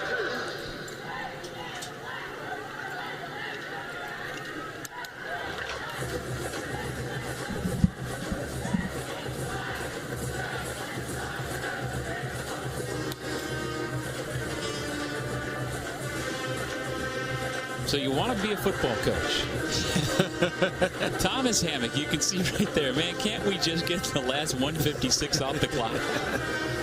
And that's how these conference games are. They go down to the wire because the teams know each other so well. The offensive coordinator may have coached somewhere with the opposing team's defensive coordinator somewhere in their past life. So everybody knows each other. Everybody's familiar with each other. So that's what makes the conference game so great, because they usually come down to the waning minutes. Yeah, Eastern Michigan certainly has a history of that. They're down 10, though, after having just given up a field goal a couple of minutes ago on Northern Illinois' most recent possession. So here comes 3rd down. Bryant, it's deflected, batted back to him. He caught it, still on his feet. And now somehow one of his teammates had the football, trying to gain more yardage. A wild play where the football wound up in the hands of the junior left guard, Sidney Sow. And now Eastern Michigan is going to go and just kick the field goal rather than exhaust extra plays to try to get a touchdown, because you're going to have to get a touchdown field goal combination regardless. So might as well go ahead and take the quick 3 right now and then go ahead and leave yourself extra time to try for the 7.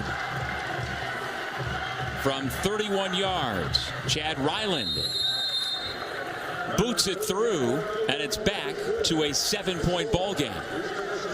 Eastern Michigan still alive. Well, they,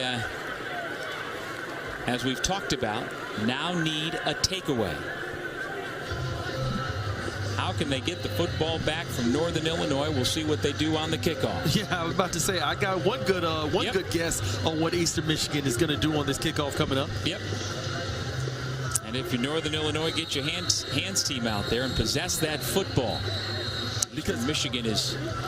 Because essentially, Doug, this is going to be the game. If Eastern Michigan is able to go ahead and recover this presumed onside kick that they're about to do, then they have a shot to go ahead and tie this game up. If Northern Illinois recovers it, there's no timeouts anymore for Eastern Michigan. They can just simply kneel on it and just ride the game out. Well, the special teams coordinator, Jay Nunez, does such a good job for the Eagles.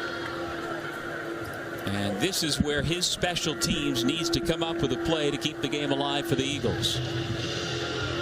And you can look down and see all of the ball carriers, the backs, the receivers, the guys who are used to having the ball in their hands. 30-second charge timeout, Northern Illinois, their second. That is everybody that Northern Illinois has on their hands team right now.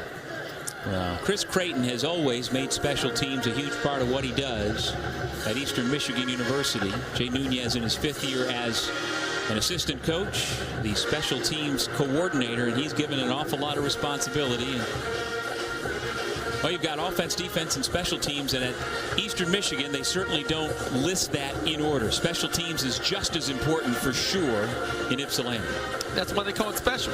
Because when you think about it, how often do you see a running back have 10 carries for 450 yards? But you can very well see a punter have 10 punts for 450 yards. So special teams is something that obviously a lot of teams overlook, a lot of players overlook, because it's not the glitz, the glamour. You don't get the national type of notoriety. But special teams is so important when it comes to trying to win ball games, especially when it's trying to capture a conference title, whenever it's in the playoffs, the championship game, things like that. Special teams is paramount to a team's success.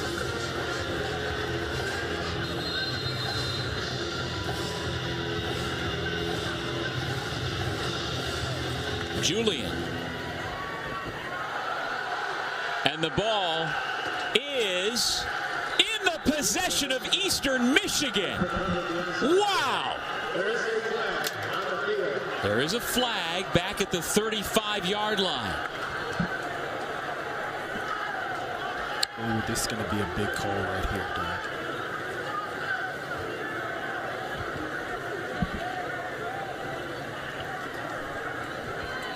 That is Mikey Haney, who came up with the football.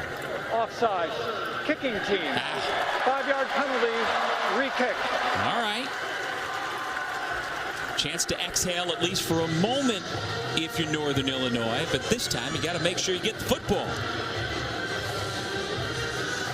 How about that? Another huge penalty costing Eastern Michigan for a team that barely had any penalties through the first 4 weeks of the season. Well, if you're Jay Nunez, special teams coordinator, you got to tell you guys, go get it again. It's the only thing you can do.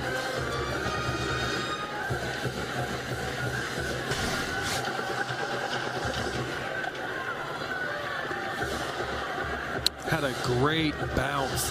That you couldn't ask for a better onside kick for Eastern Michigan for special team coach Nunez. Man, and now you got to redo it.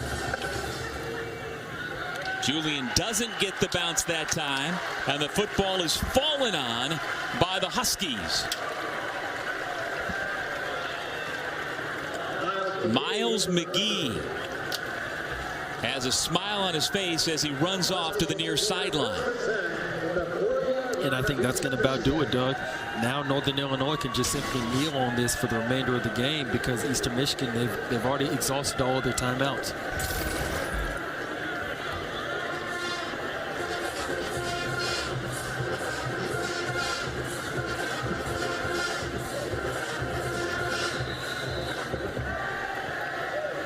A minute 6 on the clock.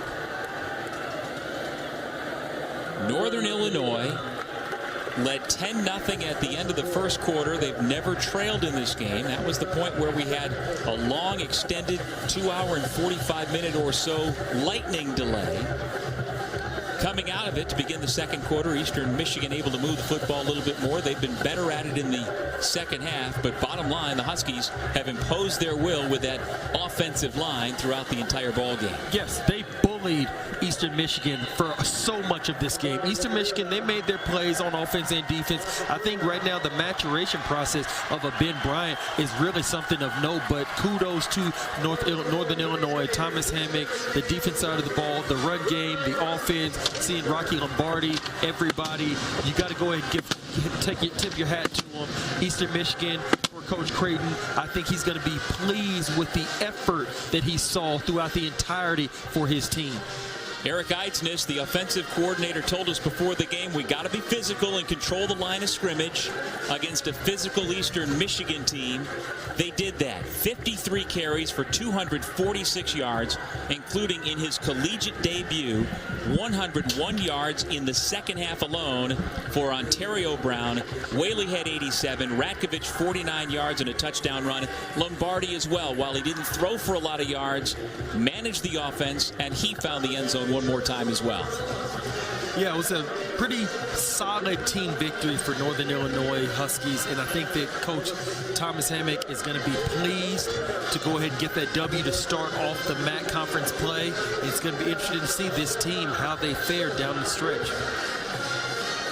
So for Stanford Route, I'm Doug Sherman saying so long from DeKalb, Illinois, where our final score, Northern Illinois 27, Eastern Michigan 20. All games airing on the ESPN networks are streaming live and archived on the ESPN app. This has been a presentation of ESPN.